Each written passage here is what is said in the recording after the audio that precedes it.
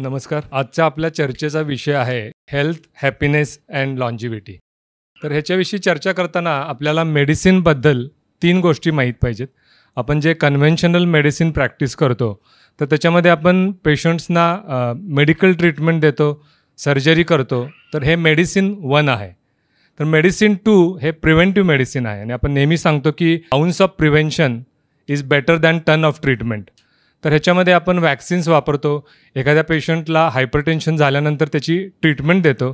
तर हे type 2 medicine झालं किंवा मेडिसिन 2 आपण त्याला म्हणू शकू. तर ह्याच्या पुढचा जो काही भाग आहे तर ते मेडिसिन 3 आहे आणि त्याच्यामध्ये पेशंटला हायपरटेन्शन पण होऊ नये आणि आजारी होऊ नये असा आपण विचार करतो आणि अशा दिशेने आपण प्रयत्न करतो आणि तसं करून आपण पेशंटचं आयुष्य वाढवायचा प्रयत्न करतो, त्याला दीर्घायुष्य द्यायचा प्रयत्न करतो. तर ह्याला आपण मेडिसिन 3 म्हणतो. तर ह्याच्यामध्ये आपण हेल्दी पेशंट्सना हेल्दियर बनवण्याचा प्रयत्न करतो. तर हे आपल्याला तेव्हाच शक्य आहे किंवा जेव्हा आपण त्या पेशंटची ॲडॅप्टेबिलिटी वाढवतो. तर हे करत असताना चार्ल्स डार्विननं असं म्हटलेलं आहे, तर त्याचं हे जे वाक्य आहे ते सर्वायवल ऑफ स्पेसीसबद्दल आहे. तो प्रजातींच्या आयुष्यमानाबद्दल बोलतो आहे. तर तो म्हणतो आहे की it is not the strongest, म्हणजे जो बलवान आहे तो नव्हे. It is not the most intelligent, म्हणजे जो बुद्धिमान आहे तोही नाही आहे. It is the most adaptable species, म्हणजे जो परिस्थितीशी जुळवून घेतो आहे ती स्पेसीज किंवा ती प्रजाती जी आहे तर ती पुढे जाऊ शकेल. तर हे आपण जेव्हा लॉन्जिव्हिटीबद्दल बोलतो किंवा आयुष्यमानाबद्दल बोलतो, तर हे भारतामधलं सरासरी आयुष्यमान आहे. पुरुषांमध्ये 69 ते 70 वर्ष आहे आणि स्त्रियांमध्ये हे 72 इयर्स आहे. तर ह्याच्यामध्ये महत्त्वाची गोष्ट 2 आहेत की फिमेल्सना 2 गोष्टींमध्ये वरदान मिळाले. 2 XX क्रोमोसोम्स असल्यामुळं फिमेल्समध्ये व्हायरल इन्फेक्शनच्या विरुद्ध इम्युनिटी जास्त होते आणि त्यांच्याकडे इस्ट्रोजन्स असल्यामुळं ॲथेरोस्क्लेरोटिक कोरोनरी डिसीज जो आहे, हार्ट अटॅकचं प्रमाण जे आहे, जोपर्यंत मेनोपॉज होत नाही तोपर्यंत ते प्रिव्हेंट होतं. तर आपल्या 2 गोष्टी आहेत. पहिली गोष्ट म्हणजे लाईफस्टाईल आहे, त्या पेशंटची जीवनशैली आहे, त्या व्यक्तीची जीवनशैली आहे. दुसरी गोष्ट आहे त्याची आनुवंशिकता आहे, जेनेटिक्स आहे. तर त्या दोन्हींचा त्याच्या आयुष्यमानाबद्दल सहभाग किती आहे, तर पहिल्या 80 वर्षांमध्ये त्याची जीवनशैली काम करते. आमच्याकडे बरेचसे पेशंट येतात आणि ते सांगतात की माझे वडील 90 वर्षांचे आहेत, चांगले आहेत, हेल्दी आहेत, परंतु मला 50व्या वर्षी हार्ट अटॅक आला. तर ह्याचं कारण असं आहे की त्या माणसाचं जीवनशैली त्याला 80व्या वर्षापर्यंत नेणार आणि एकदा 80 वर्ष झाले की पुढची वर्ष जे आहेत त्याच्यामध्ये जेनेटिक्स काम करणार. 2 जे जीन्स आहेत तर ते कोलेस्ट्रॉल मेटाबॉलिझमचे आहेत आणि एक क्रोमोसोमल रिपेअरचा जीन आहे. तर ह्या 3 जीन्स जर असतील तर त्या माणसांना जेनेटिक लॉटरी आहे. ती लोकं एकदा 80 वर्षाचे झाले की नक्कीच ते 100 पार करणार. तर हे आपण जेव्हा जेनेटिक्सबद्दल बोलतो तर तेव्हा त्याचा सहभाग जो आहे तो 25% आहे. जीवनशैलीचा सहभाग जो आहे तो 75% आहे. आणखीन एक गोष्ट आपल्याला डिफरन्शिएट करायची आहे, तर ती म्हणजे लाईफस्पॅन आणि हेल्थस्पॅन. तर लाईफस्पॅन म्हणजे जे आपण आकड्यांमध्ये मोजतो तो लाईफस्पॅन झाला आणि हेल्थस्पॅन म्हणजे एखादा माणूस तो परावलंबी होत नाही तिथंपर्यंतचं त्याचं आयुष्य जे आहे ते हेल्थस्पॅन आहे. तर त्याला साधारणपणे मार्जिनल डिकेड म्हणतात की शेवटची 10 वर्ष सर्वसाधारणपणे मनुष्य परावलंबी होणार. तर ते 10 वर्षांची आपण 10 महिने करू शकतो का किंवा 10 आठवडे करू शकतो का, हे आपल्या चर्चेचा विषय आहे. तर हे डेथ होतं म्हणजे कशामुळे होतं, तर याला 4 हॉर्समन किलर डिसीजेस म्हणतात. तर पहिलं जे आहे ते कार्डिओव्हॅस्क्युलर डिसीजेस, हार्ट अटॅक किंवा पॅरालिसिस. दुसरं जे आहे ते कॅन्सर. तिसरं जे आहे ते डायबिटीस, हे विशेषतः अनकंट्रोल डायबिटीस. आणि चौथं जे गोष्ट आहे तर ती स्मृतिभ्रंश किंवा अल्झायमर्स डिसीज. तर हे आजार जेव्हा आपण होतात तेव्हा ह्याच्यामधला सगळ्यात प्रामुख्याचं कारण किंवा जगभरामधला नंबर 1 किलर जर काय असेल तर तो कार्डिओव्हॅस्क्युलर डिसीज आहे. आपल्याला सगळ्यांना माहिती आहे की हे 3 प्रकारचे त्याच्यासाठी धोक्याचे घटक असतात. पहिले म्हणजे मॉडिफायबल, आपण जे बदलू शकतो. आता ह्याची जी क्रमवारी जी आहे तर ते आपल्या समाजामध्ये प्रमाण किती आहे. ब्लड प्रेशर सगळ्यात जास्त प्रमाण आहे, म्हणजे याचा अर्थ असा नाही की तो स्ट्रॉंगेस्ट रिस्क फॅक्टर आहे, त्याचं समाजामधलं प्रमाण जास्त आहे. 2 नंबरचं घटक टोबॅको, स्मोकिंग आणि च्युएबल. तिसरी गोष्ट डायबिटीस आहे. चौथी गोष्ट जी आहे ते कोलेस्ट्रॉल आहे. 5वा लठ्ठपणा आहे आणि 6वा फिजिकल इनॅक्टिव्हिटी आहे. हा जो बैठेपणा आहे किंवा फिजिकल इनॅक्टिव्हिटी आहे, हे जरी लिस्टमध्ये सगळ्यात खाली असेल तरी तो स्ट्रॉंगेस्ट गोष्ट आहे, कारण त्याच्यामुळे वरचे सगळे आजार होतात. दुसरा भाग जो आहे तो नॉन मॉडिफायबल रिस्क फॅक्टर्स आहेत, म्हणजे आपण आपलं वय वाढतं वय जे आहे ते बदलू शकत नाही किंवा आपलं जेनेटिक्स किंवा आपली अनुवंशिकता जी आहे ती आपण बदलू शकत नाही.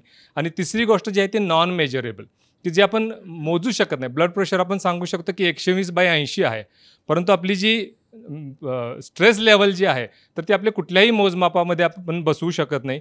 आणि हा सायकोसोशल स्ट्रेस जो आहे तर तो 1/3 लोकांमध्ये कारणीभूत ठरतो. आता ते होतं कशामुळे, ह्या रिस्क फॅक्टर्समुळे आजार का होतात? आपल्याला माहिती आहे की ब्लड प्रेशरमुळं रक्तवाहिनी स्ट्रेच होणार, इंडोथेलियमवरती ताण येणार आणि त्याच्यामुळं मग हे कार्डिओव्हास्क्युलर डिसीज होणार. पेशंटना जर डायबिटीस असेल त्याच्यामध्ये ग्लायकेशन ऑफ प्रोटीन्स होणार, त्याच्यामुळे हे डायबिटीस असेल किंवा ओबेसिटी असेल किंवा फिजिकल इनॅक्टिव्हिटी, ह्या तिन्ही गोष्टींमध्ये इन्सुलिनचं प्रमाण वाढणार. आणि इन्सुलिन हा नेहमी हायपरप्लाझिया करणारा घटक आहे, त्याच्यामुळे पेशींची वाढ होते, ब्लॉकेजेस पण होतात आणि कॅन्सर पण होतात. तर ह्या तिन्ही गोष्टींशी संबंधित आहे. कोलेस्ट्रॉल जर वाढलं तर त्याचं डिपॉझिशन होणार आणि तंबाखू जर असेल तर निकोटीन हे टॉक्सिन म्हणून काम करणार. या सर्व घटकांमुळे हृदयविकाराचं प्रमाण वाढणार आणि त्याच्यामुळे हे मृत्यूचं प्रमाण वाढणार. आपल्याला हे सगळ्यांना माहीत असलेली स्लाईड आहे की हृदयाच्या रक्तवाहिन्या 3 असतात, त्याच्यामध्ये गुठळी अडकली की हार्ट अटॅक येणार आणि एकदा हार्ट अटॅक आला की त्याचे परिणाम चालू होणार. परंतु आपल्याला कॉमन आमचे पॅथॉलॉजीचे प्राध्यापक होते, ते नेहमी आम्हाला प्रश्न विचारायचे की सगळ्यात जास्त लक्षण हृदयविकाराचं कुठलं, म्हणजे हार्ट अटॅक आला तर काय होणार? तर आम्ही विद्यार्थी सांगायचं की छातीत दुखणार, दम लागणार, पेशंटला घाम येणार. ते सांगायचं नाही. सगळ्यात कॉमन कारण आहे, जे लक्षण जे आहे तर ते सडन कार्डियाक डेथ, पेशंटचा मृत्यू उद्भवणार. 40% लोक हे जेव्हा प्रेझेंट होतात तर ते हॉस्पिटलपर्यंत पोहोचूच शकत नाहीत. तर त्यामुळे प्रिव्हेन्शन ह्या बाबतीमध्ये काम करणार. आपण जेव्हा मृत्यूचं प्रमाण म्हणतो तर तेव्हा सर्वायवल कशामुळे वाढेल, आयुष्यमान कशामुळे वाढेल, त्याची 4 घटक आहे. पहिली गोष्ट म्हणजे ज्या माणसाचा स्टॅमिना जास्त आहे, ज्याचा कार्डिओ रेस्पिरेटरी फिटनेस, त्याला CRF म्हणतात किंवा शास्त्रीय परिभाषेमध्ये त्याला VO2 मॅक्स म्हणतात. मॅक्सिमम ऑक्सिजन कन्झम्पशन ज्याचं जास्त आहे त्याचा सर्वायवल जास्त आहे. दुसरा घटक आहे लीन मसल मास. आपल्याला माहिती आहे की एखाद्या व्यक्तीकडे जर फॅट जास्त असेल, त्याचं चरबी जास्त असेल तर आयुष्य कमी होणार, पण त्याच माणसाचं जर मसल मास जास्त असेल तर त्याचं आयुष्य वाढणार. तिसरी गोष्ट आहे रेस्टिंग हार्ट रेट. आपण हालचाल न करता 5 मिनिटं स्तब्ध बसलोय, आपण स्वतःचे ठोके मोजले, जर 60च्या खाली असतील त्या व्यक्तीला आयुष्य जास्त आहे, 75च्या वरती जर असेल तर आपल्याला काहीतरी दुरुस्ती करायला पाहिजे. आणि चौथा घटक जो आहे ह्याच्यामध्ये आश्चर्य आहे.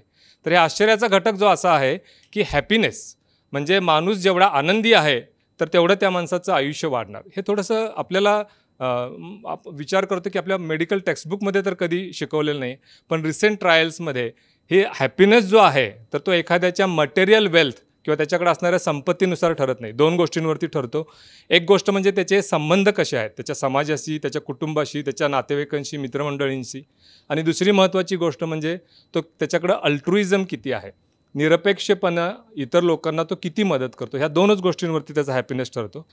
तर ह्या आपल्याला जर सांगितलं की आपण हे लेक्चर जे आहे 5 विभागांमध्ये आपण ते डिवाईड करणार आहे, तर माणसाचं आयुष्यमान सगळ्यात स्ट्रॉंगेस्ट कुठल्या गोष्टीवरती अवलंबून असेल, त्याला फक्त एकच गोष्ट करायची, थोडासाच वेळ आहे, तर ते जर काय असेल तर एक्झरसाईज. एक्झरसाईज हा सगळ्यात स्ट्रॉंगेस्ट फॅक्टर आहे.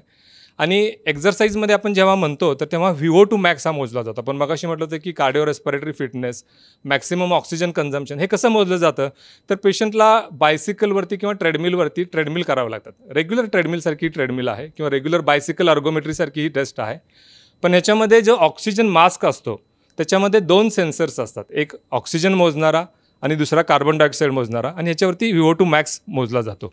परंतु ही सहसा प्रचलित पद्धत नाही आहे, कारण ही फार अनकम्फर्टेबल असते. जेव्हा आपण पेशंटला तो मास्क लावतो तो सहजासहजी तो टॉलरेट नाही करू शकत. तर त्यामुळं ह्याचं आपण सरोगेट ज्याला आपण म्हणतो किंवा ह्याला बदली जर काही करायचं असेल तर रेग्युलर स्ट्रेस टेस्टवरती पण आपल्याला VO2 मॅक्स काढता येतो.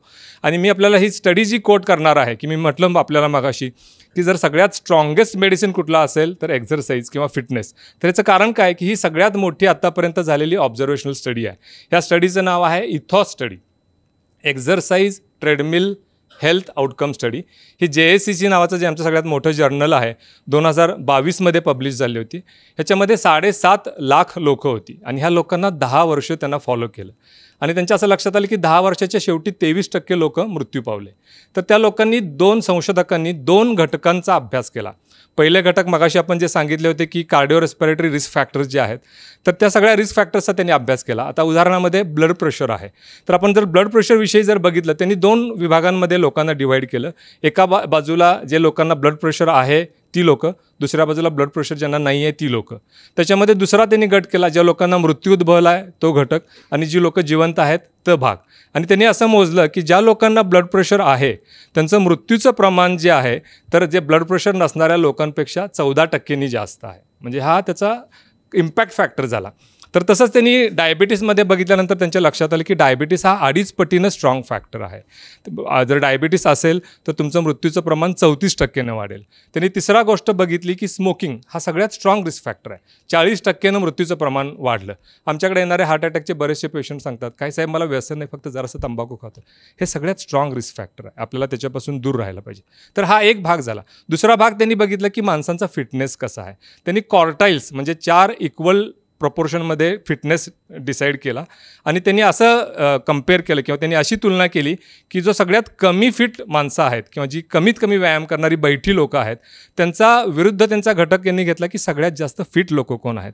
तर त्यांच्या असं लक्षात आलं की जी लोएस्ट फिट लोक आहेत ज्यांचा फिटनेस कमीत कमी आहे अशा लोकांना मृत्यूचा धोका हा 400%नी जास्त आहे. म्हणजे 14% ब्लड प्रेशर असेल तर तुमचा मृत्यूचा धोका वाढणार, पण तुम्ही जर फिट नसाल तर तुमचा धोका हा 400 पटीनं वाढणार, 400%नी वाढणार. तर हा मोठं प्रमाण आहे.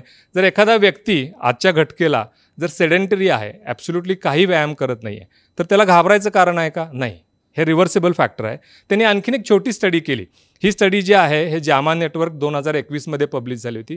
सगळ्या लोकांचं सरासरी वय 45 होतं. सगळी लोकं बैठी काम करणारी होती. त्यांनी काय केलं, 2 विभागांमध्ये त्यांना डिवाईड केलं आणि एका विभागाला सांगितलं की तुमचं आहे तसं चालू द्या, आम्ही फक्त तुमचा अभ्यास करतोय. त्यांचं सगळ्या गोष्टी ते मोजत गेले. दुसऱ्या गटांना सांगितलं की तुम्हाला कमीत कमी 7,000 पावलं दिवसाला चालणं गरजेचं आहे. तर एक पाऊल म्हणजे 0.75 मीटर, म्हणजे 7,000 पावलं जर झाली तर ते 5 किलोमीटर. त्या लोकांना सांगितलं की तुम्ही रोज 5,000 पावलं चालायला पाहिजे, 5,000 मीटर जायला पाहिजे. तर त्यांच्या असं लक्षात आलं की जी लोकं 7,000 पावलं चालतात, 5 किलोमीटर दिवसाला चालतात, त्या लोकांचा मृत्यूचा धोका 70%नी कमी झाला आहे. ह्याला ओव्हरऑल मॉर्टॅलिटी म्हणतात. म्हणजे नुसता हार्ट अटॅकचा नव्हे, पॅरालिसिसचा, हार्ट अटॅकचा, अल्झायमर्स डिसीज, त्यांचा कॅन्सर रिलेटेड मॉर्टॅलिटी असेल तर सगळ्यात स्ट्रॉंगेस्ट मेडिसिन जर कुठला असेल तर ते एक्झरसाईज आहे. आता हा एक्झरसाईज आपण जर म्हटला तर तो कसा करायचा, कुठं करायचा आणि कोणी करायचा, तर मी त्यांना 3 विभागांमध्ये सांगू इच्छितो. पहिली जी लोकं आहेत ज्यांचा ॲव्हरेज फिटनेस आहे, ज्यांना कुठला आजार नाही आहे, फिट आहेत, हेल्दी आहेत, तर ह्या लोकांनी कसा एक्झरसाईज करायचा, तर 150 मिनटं तरी आठवड्याला करायला पाहिजे, 2.5 तास. जर तुम्ही 150 मिनटांच्या ऐवजी जर 300 मिनटं जर चालला, 5 तास आठवड्यामध्ये एक्झरसाईज केला, तुमचा मृत्यूचा धोका आणखीन कमी होणार. पण कमीत कमी तुम्ही 2.5 तास तरी करायला पाहिजे. मग तो कसा करायला पाहिजे, तर तो झोन 2 एक्झरसाईज केला पाहिजे. आता हे झोन 2 एक्झरसाईज म्हणजे काय आहे, तर प्रत्येक व्यक्तीला आपण त्याचा मॅक्सिमम हार्ट रेट कॅल्क्युलेट करू शकतो वयानुसार. समजा एखाद्या व्यक्तीचं वय आहे 40 वर्ष, तर 220 वजा त्याचं वय म्हणजे त्याचा मॅक्सिमम हार्ट रेट. जर 40 वर्ष वय असेल तर त्या व्यक्तीसाठी 180 हा मॅक्सिमम हार्ट रेट झाला. तर त्या 180ला प्रमाणभूत मारून आपण 5 झोन्समध्ये एक्झरसाईज करू शकतो. जर समजा एक त्या व्हेरी लाईट एक्झरसाईज किंवा झोन 1 एक्झरसाईज आहे तर त्याचा हार्ट रेट एक्झरसाईज करत असताना 90पर्यंत केला, 180चा 50%. तसंच आपण 60 ते 70%मध्ये गेला तर तो झोन 2 एक्झरसाईज झाला, जो आपल्याला डिझायरेबल आहे. म्हणजे साधारणपणे त्या 40 वर्ष असलेल्या माणसाचा मॅक्सिमम हार्ट रेट 180 आहे, त्याच्या 60 ते 70% म्हणजे 120 ते 125च्या दरम्यान त्याचे ठोके पडायला पाहिजे. त्याच्याप्रमाणे वरती जर आपण गेलं तर तो झोन 4 आणि झोन 5 जर म्हटला, त्या माणसाचे 160 ते 180च्या मध्ये जर ठोके गेले तर त्याचा झोन 5 एक्झरसाईज झाला. तर आपल्याला हे आपण म्हणतो की झोन 2 एक्झरसाइजच का केला पाहिजे, तर ह्याचं कारण असं आहे की आपण जेव्हा म्हणतो की एरोबिक एक्झरसाईज केला पाहिजे. म्हणजे काय, तर जेव्हा तुम्ही एक्झरसाईज करता तेव्हा तुमच्या अंगामध्ये लॅक्टेट वाढता कामा नये. लॅक्टेट हा मेटाबॉलिझमचा बाय प्रोडक्ट आहे. जेव्हा ग्लुकोज आणि फॅटी ॲसिड्स मेटाबॉलाइज होतात तेव्हा त्याच्यापासून कार्बन डायऑक्साईड आणि त्याच्यापासून पाणी तयार होतं ऑक्सिजनच्या माध्यमातून. तेव्हा लॅक्टेट जर वाढलं, जर एखाद्या व्यक्तीचे ठोके 70%च्या वरती गेले तर लॅक्टेट वाढायला चालू होतं. आणि आपण एक्झरसाईज करत असताना समजा एखाद्या माणसाला सांगितलं की तू 100 मीटर पळ, तर त्याचा पाय दुखायला लागतात, पायामध्ये बर्निंग सेन्सेशन होतं. तर ते कशामुळं, लॅक्टिक ॲसिड साचल्यामुळं. तर लॅक्टिक ॲसिड साचता कामा नये असं आपण एक्झरसाईज करायला पाहिजे, म्हणजे एरोबिक एक्झरसाईज करायला पाहिजे. त्यासाठी आपले ठोके 60 ते 70%च्या मध्ये जायला पाहिजे. मग आपण एक्झरसाईज करत असताना ठोके मोजायचे का, नाही. तर त्यासाठी आपल्याला साधं एक गणित मांडायचं आहे की आपल्याला एक वाक्य बोलता यायला पाहिजे, परंतु पुढचं कॉन्व्हर्सेशन ते करण्यामध्ये आपल्याला रस नाही राहिला पाहिजे. तर हा झाला झोन 2 एक्झरसाईज. मग समजा एखादं कोणी फार फिट आहे, अगदी चांगला आहे, ते ज्याला रोज 5 किलोमीटर चालतोय नव्हे पळू पण शकतो, तर त्या व्यक्तीने काय करायला पाहिजे, तर त्या लोकांनी त्यांचा VO2 मॅक्स वाढवायचा प्रयत्न करायला पाहिजे. तर कसं करायचं, तर ह्याला 2 मेथड्स आहेत. एक म्हणजे तुम्ही पिरॅमिडल ट्रेनिंग घेऊ शकता, म्हणजे हळू एक्झरसाईज चालू करायचा, वाढवत जायचं वाढवत जायचं वाढवत जायचं, तर ह्याला पिरॅमिडल ट्रेनिंग म्हणतात. पण सायन्स म्हणतं असं नाही. जर हे सायंटिफिकली करायचं असेल तर तुम्हाला 2 गोष्टी करायला पाहिजे. त्याला पोलराइज्ड ट्रेनिंग म्हणतात. म्हणजे जसं नॉर्थ पोल आणि साऊथ पोल आहे, तर तसं एक पोल म्हणजे काय, तर तुम्ही झोन 2 एक्झरसाईज करा 80% ऑफ टाईममध्ये. तुमच्याकडे 2.5 तास आहेत आठवड्यामध्ये, त्यातला 2 तास तुम्ही झोन 2 एक्झरसाईज करा. तुमचे ठोके 60-70% जायला पाहिजे. आणि उरलेल्या 20% तुम्ही हाय इंटेन्सिटी एक्झरसाईज करा. म्हणजे एकतर तुम्ही पळा किंवा मध्यम गतीनं पळा, तर त्याला स्प्रिंट एक्झरसाईज किंवा हाय इंटेन्सिटी इंटरमिटंट ट्रेनिंग म्हणतात. तर ह्याच्यामुळे काय होतं, जेव्हा आपण झोन 2 एक्झरसाईज करतो, एरोबिक एक्झरसाईज करतो, त्या काळामध्ये आपले मसल मजबूत होतात. मसलमधले मायटोकॉन्ड्रियनची ग्रोथ होते, ज्याला बायोजेनेसिस म्हणतात.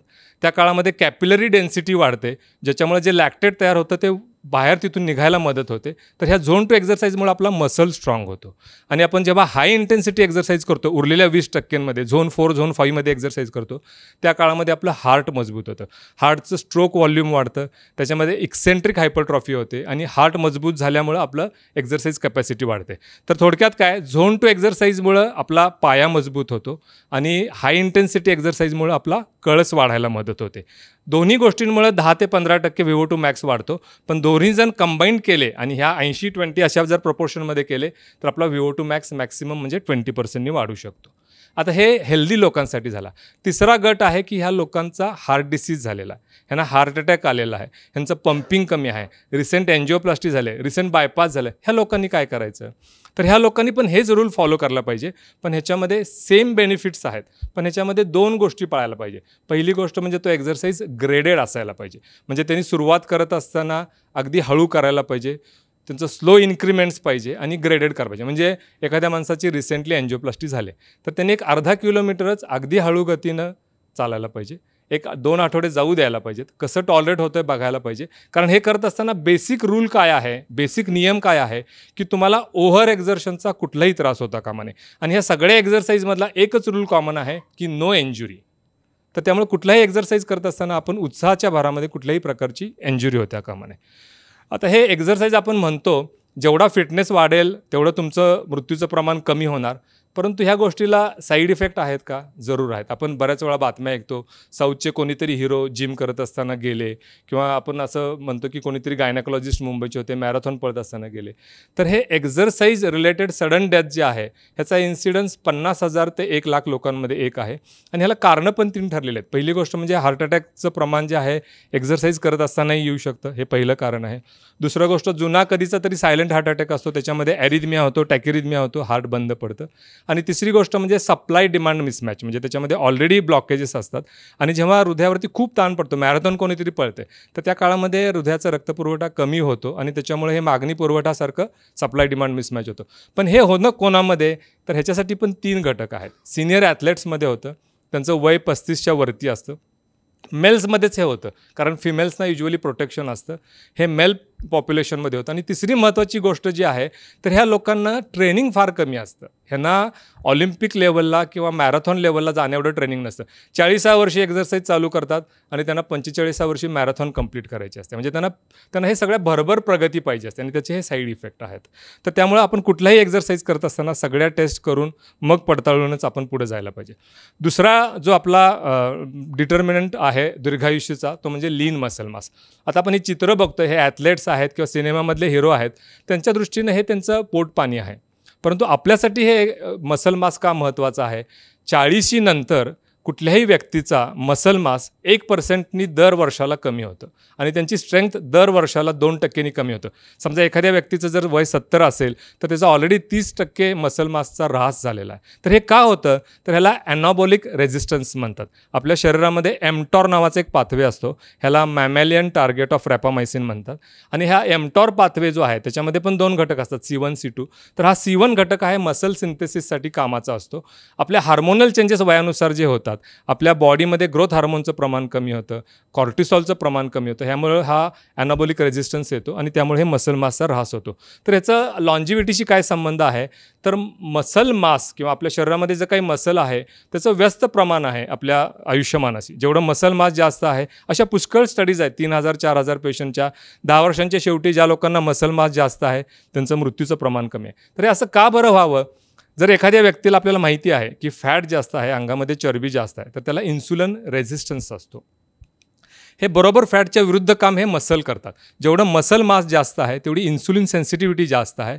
इन्सुलिन डिस्पोज लगेच होऊन जातं. शुगर लगेच त्या लोकांच्या शरीरातली कमी होते आणि इन्सुलिन सेन्सिटिव्हिटी हे लॉन्जिव्हिटीशी रिलेटेड आहे. दुसरी महत्त्वाची गोष्ट, ह्या लोकांमध्ये मसल मास जेव्हा असतं, एखादा जर गंभीर आजार कुठलाही आला तर त्या काळामध्ये हे अमायनो ॲसिड्स ज्या शरीरामध्ये असतात ते त्याच्या प्रतिकारशक्तीसाठी मदत करतात. आणि तिसरी महत्त्वाची गोष्ट म्हणजे मसल मास हे एंडोक्राईन ऑर्गनसारखं काम करतं. एखादं आपल्याकडं हार्मोन तयार व्हावं त्याप्रमाणे मायोकाइन्स नावाचे घटक रिलीज होतात आणि ते अँटी इन्फ्लेमेटरी असतात. अशा 3 गोष्टींमुळे ह्या लोकांचं आयुष्य वाढतं. आणि मी जेव्हा शिकत होतो 30 वर्षांपूर्वी, तर त्या काळामध्ये रिकमेंडेशन असे होते की कुठल्याही व्यक्तीनं आयसोमेट्रिक एक्झरसाइज नको करायला. त्यांनी मसल बिल्ड करण्यासाठी जे एक्झरसाइज आहे, विशेषतः ज्या लोकांना हार्ट डिसीज आहे, ज्या लोकांना हायपरटेन्शन आहे, तर त्यांनी तर बिलकुल नाही करायला पाहिजे. परंतु आजच्या घटकेला ACC AHA रिकमेंडेशन्स काय सांगतात की तुम्ही कमीत कमी आठवड्यामध्ये 2दा 30-30 मिनिटांचे रेझिस्टन्स एक्झरसाइज करायला पाहिजे. म्हणजे तुम्ही जिममध्येच जायला पाहिजे का? तर तुम्ही जिममध्ये जात असाल तर अगदी उत्तम गोष्ट आहे. पण जर तुम्ही जिममध्ये जात नसाल, तुम्हाला जिमची सवय नाही आहे, तर आपले जे इंडियन ट्रॅडिशनल एक्झरसाइज आहेत, सूर्यनमस्कार आहे, त्याला आपण बॉडी वेट एक्झरसाइजेस म्हणतो, तर ते पण तुम्हाला तेवढाच फायदा करतील. त्याच्यामध्ये फक्त एकच गोष्ट, मगाशी आपण म्हटलं त्याप्रमाणे इंजुरी होता कामा नये. आणि जर हृदयविकार असेल तर ते ग्रेडेड एक्झरसाइज पाहिजे, टप्प्याटप्प्यानं वाढणारे आणि अतिशय हळूवारपणे वाढणारे एक्झरसाइजेस पाहिजे. तिसरी गोष्ट आहे, जर समजा एखाद्या व्यक्तीला हिप फ्रॅक्चर झालं, त्याचा खुबा फ्रॅक्चर झाला, तर ह्या लोकांचं जर वय 65च्या वरती असेल तर 1 वर्षाच्या शेवटीची जी काही मृत्यूचं प्रमाण आहे ते कमीत कमी 25% आहे. म्हणजे 1/4 लोक ह्याच्यामधली जातात. तर त्यामुळं आपल्याला स्टॅबिलिटी एक्झरसाइजेसची गरज आहे, योगासारख्या एक्झरसाइजेसची गरज आहे की जेणेकरून आपली स्टॅबिलिटी येईल, आपले फॉलचं प्रमाण. तुम्ही जर बघितलं तर जे लोक पडतात ते नेहमी जिन्यावरनं खाली उतरताना पडतात, जिन्यावरती चढताना कोणी पडत नाही. ह्याला एक्सेंट्रिक ट्रेनिंग म्हणतात. ते फक्त स्टॅबिलिटी एक्झरसाइजमुळे येऊ शकतं किंवा त्याला एक्सेंट्रिक ट्रेनिंग म्हणतात. त्याचप्रमाणे एखादा माणूस गरकन वळतो तेव्हा तो पडतो. तर त्यामुळे हे व्हायचं नसेल तर त्यासाठी आपल्याला स्टॅबिलिटी एक्झरसाइज पाहिजेत. तर आपण मगाशी म्हटलं त्याप्रमाणे जर तुम्ही हे एरोबिक एक्झरसाइज पण करायला पाहिजे, रेझिस्टन्स ट्रेनिंग पण करायला पाहिजे आणि योगा पण करायला पाहिजे, तर मग वेळ कुठून होणार? जर तुम्ही बिझी असाल तर तुम्हाला 150 मिनटं पुरेसे आहेत. पण जर तुम्ही चांगले फिट असाल तर तुम्ही 75 मिनिटांचा हेवी एक्झरसाइज, हाय इंटेन्सिटीज एक्झरसाइज जर केला आठवड्याभरामध्ये, फक्त 1.25 तास एक्झरसाइज केला तर तो पण तेवढाच बेनिफिशियल आहे. त्याचप्रमाणे वेट रोज करायची गरज नाही, अर्धा तासाचे 2 सेशन्स. आणि हे स्टॅबिलिटी एक्झरसाइजेस योगासारखे आहेत, आठवड्यातनं एकदा पण पुरेसे आहेत. आणि आपल्याला ह्या सगळ्या घटकांमध्ये आपल्या जीवनशैलीत बसवायचं आहे, ज्याचा आपण नंतर विचार करणार आहे, ते म्हणजे मेडिटेशन. ते 10 ते 12 मिनिटाचं पण पुरेसं आहे. तर आपण जेव्हा ह्या सगळ्या गोष्टींचा विचार करतो तर तेव्हा ह्याच्यामध्ये आणखीन एक गोष्ट आहे. तर सगळ्यात स्वस्त आणि सगळ्यात इफेक्टिव्ह अँटी ओबेसिटी आणि अँटी डायबेटिक ट्रीटमेंट काय आहे का हो? तर त्या ट्रीटमेंटचं नाव आहे नीट. तर त्याला नॉन एक्झरसाइज ॲक्टिव्हिटी थर्मोजेनेसिस म्हणतात. समजा आपण जर 2000 ते 3000 कॅलरीज जर आपण कन्झ्युम करत असेल तर त्यापैकी त्या कॅलरी कशा खर्च होतात? तर साधारणपणे 60% कॅलरीज हे आपल्या बेसल मेटाबॉलिक रेटसाठी लागतात, BMR ज्याला म्हणतात. म्हणजे आपलं हार्ट चालायला पाहिजे, ठोके निर्माण व्हायला पाहिजे, ब्लड प्रेशर मेंटेन व्हायला पाहिजे, आपलं श्वास चालायला पाहिजे, आपल्या मेंदूचं काम चालायला पाहिजे. मेंदू आपला 2% आपल्या शरीराचं वजन असतं, पण त्याला रक्तपुरवठा लागतो तो 20% लागतो. तर ह्या सगळ्यांसाठी जी खर्च करणारी एनर्जी आहे ती आपली जी आहे ती 60% आहे. उरलेल्या 40%मध्ये साधारणपणे आपण एक्झरसाइज जर तासभर केला तर 300 ते अगदी डोक्यावरून पाणी म्हणजे 500 कॅलरीज आपण जाळू शकतो. तर उरलेल्या 25% कॅलरीज ज्या आहेत त्याच्यामध्ये एक्झरसाइज पण नाही आणि बेसल मेटाबॉलिक रेट पण नाही आहे. तर आपण जे नॉर्मल हालचाल जी करतो तर त्याला नीट म्हणतात. म्हणजे आपण जिन्यावरनं वरती चाललो, काहीतरी कामानिमित्त इकडून तिकडून फिरतोय. तर ह्याचं महत्त्व का आहे? तर आपल्या मसलमध्ये ग्लूट नावाचे रिसेप्टर्स असतात. ग्लूटचा अर्थ GLU, ग्लू म्हणजे ग्लुकोज आणि T म्हणजे ट्रान्सपोर्टर. तर ते नेहमी पेशीच्या आतमध्ये लपलेलं असतं. त्यांना इंटरनलायझेशन ऑफ द रिसेप्टर म्हणतात. जेव्हा तुम्ही मूव्हमेंट करता त्या काळामध्ये ATPs तयार होतात आणि ATP जेव्हा तयार होतात त्याचा जे एन्झाईम जे असतात त्याला सायक्लिक AMP कायनेज म्हणतात. ते जेव्हा ॲक्टिवेट होतं तेव्हा ते ग्लूट रिसेप्टर बाहेर येतात. म्हणजे तुम्ही मूवमेंट चालू केली की ते जे लपून बसलेले रिसेप्टर्स आहेत त्याला ट्रान्सलोकेशन म्हणतात. त्या सेलच्या सरफेसवरती येतात, त्या पेशीच्या वरती येतात, ग्लुकोज त्याला अटॅच होतं आणि ग्लुकोजचं डिस्पोज होतो. तर त्यामुळे अनलेस तुम्ही हे हालचाल केल्याशिवाय तुमचं ग्लुकोज कमी नाही होणार. तर हे विशेषतः डायबिटीस आणि जाड लोकांमध्ये फार महत्त्वाचं आहे. 3 ग्रुप ऑफ स्टडी झाल्या. एका ग्रुपमध्ये त्यांनी लोकांना 60 मिनटं एक्झरसाईज करायला सांगितलं. तर त्या 60 मिनिटांमध्ये ब्लड प्रेशर 10% कमी झालं, शुगर बिलकुल नाही कमी झाली. दुसरा ग्रुप ऑफ एक्झरसाईज की ज्याच्यामध्ये त्या लोकांना सांगितलं की तुम्ही 60 मिनिटंच एक्झरसाईज करायचा, पण ते जेवायच्या आधी किंवा जेवल्याच्या नंतर, म्हणजे आपण शतपावली जसं म्हणतो तर तशासारखा 20-20 मिनिटांचा तिन्ही मील्स बरोबर एक्झरसाईज केला. तर त्याच्यामध्ये शुगर त्या लोकांची 10% कमी झाली. आणि तिसऱ्या ग्रुप ऑफ पीपलमध्ये त्यांनी काय केलं, तर तुम्ही दर अर्ध्या तासाला किंवा तासाला 2 ते 5 मिनिटं चाला. तुमचा एक्झरसाईज हा दिवसभरामध्ये 60 मिनिटाचाच व्हायला पाहिजे. तर त्यांच्या असं लक्षात आलं की त्या लोकांची शुगर 30% कमी झालं, इन्सुलिनचं प्रमाण 30% कमी झालं. तर त्यामुळे आपल्याला ह्याच्या बाबतीमध्ये एक पुस्तक प्रसिद्ध आहे, तर त्याला ब्ल्यूझोन्स ऑफ लॉन्जिव्हिटी नावाचं डॅन ब्युटनर नावाचं पुस्तक आहे. तर त्या व्यक्तींनी फक्त 100च्या वरती जाणाऱ्या लोकांचं त्यांनी अभ्यास केला आणि त्यांच्या असं लक्षात आलं की हे सेंटेनियरियन्स जे आहेत, जे 100च्या वरती गेलेले आहेत, तर त्यांनी 3च गोष्टी सांगितल्या. एक गोष्ट म्हणजे मूव नॅचरली, आपण पुढच्या भागामध्ये बघणार आहे की ईट नॅचरली, तर ते पुढच्या भागामध्ये म्हणणार आहे. तर त्यामुळे मूव नॅचरली किंवा हे नीट नावाचा जो काही भाग आहे हा फार महत्त्वाचा आहे. आणि सगळ्यात शेवटची गोष्ट एक्झरसाईजमध्ये सोलियस पुशअप्स. एखादी व्यक्ती सेडेंटरी आहे, क्लेरिकल जॉब करते, वजन जास्ती आहे, शुगर जास्ती आहे, तर त्या माणसाला जर ते कंट्रोल करायचं असेल तर त्यानं काय करायचं, त्याने हे सोलियस पुशअप्स करायचे. म्हणजे आपला चंपा जो आहे तो खाली प्रेस करायचा आणि त्यांनी टाच आपली उचलायची. म्हणजे आपण फक्त बसल्यानंतर जसं उभारल्यानंतरची हालचाल करतो, हे बसून गुडघे फक्त वरती करायचे आहेत. तर हा जर एक्झरसाईज केला तर तुम्ही तासाला 100 कॅलरीजपर्यंत बर्न करू शकता. तर हा एक महत्त्वाचा घटक आहे. आता दुसरा भाग जो आहे तो न्यूट्रिशनचा. आपण खाणं जे म्हणतो तर हे आपल्या जीवनाशी फार निगडीत आहे.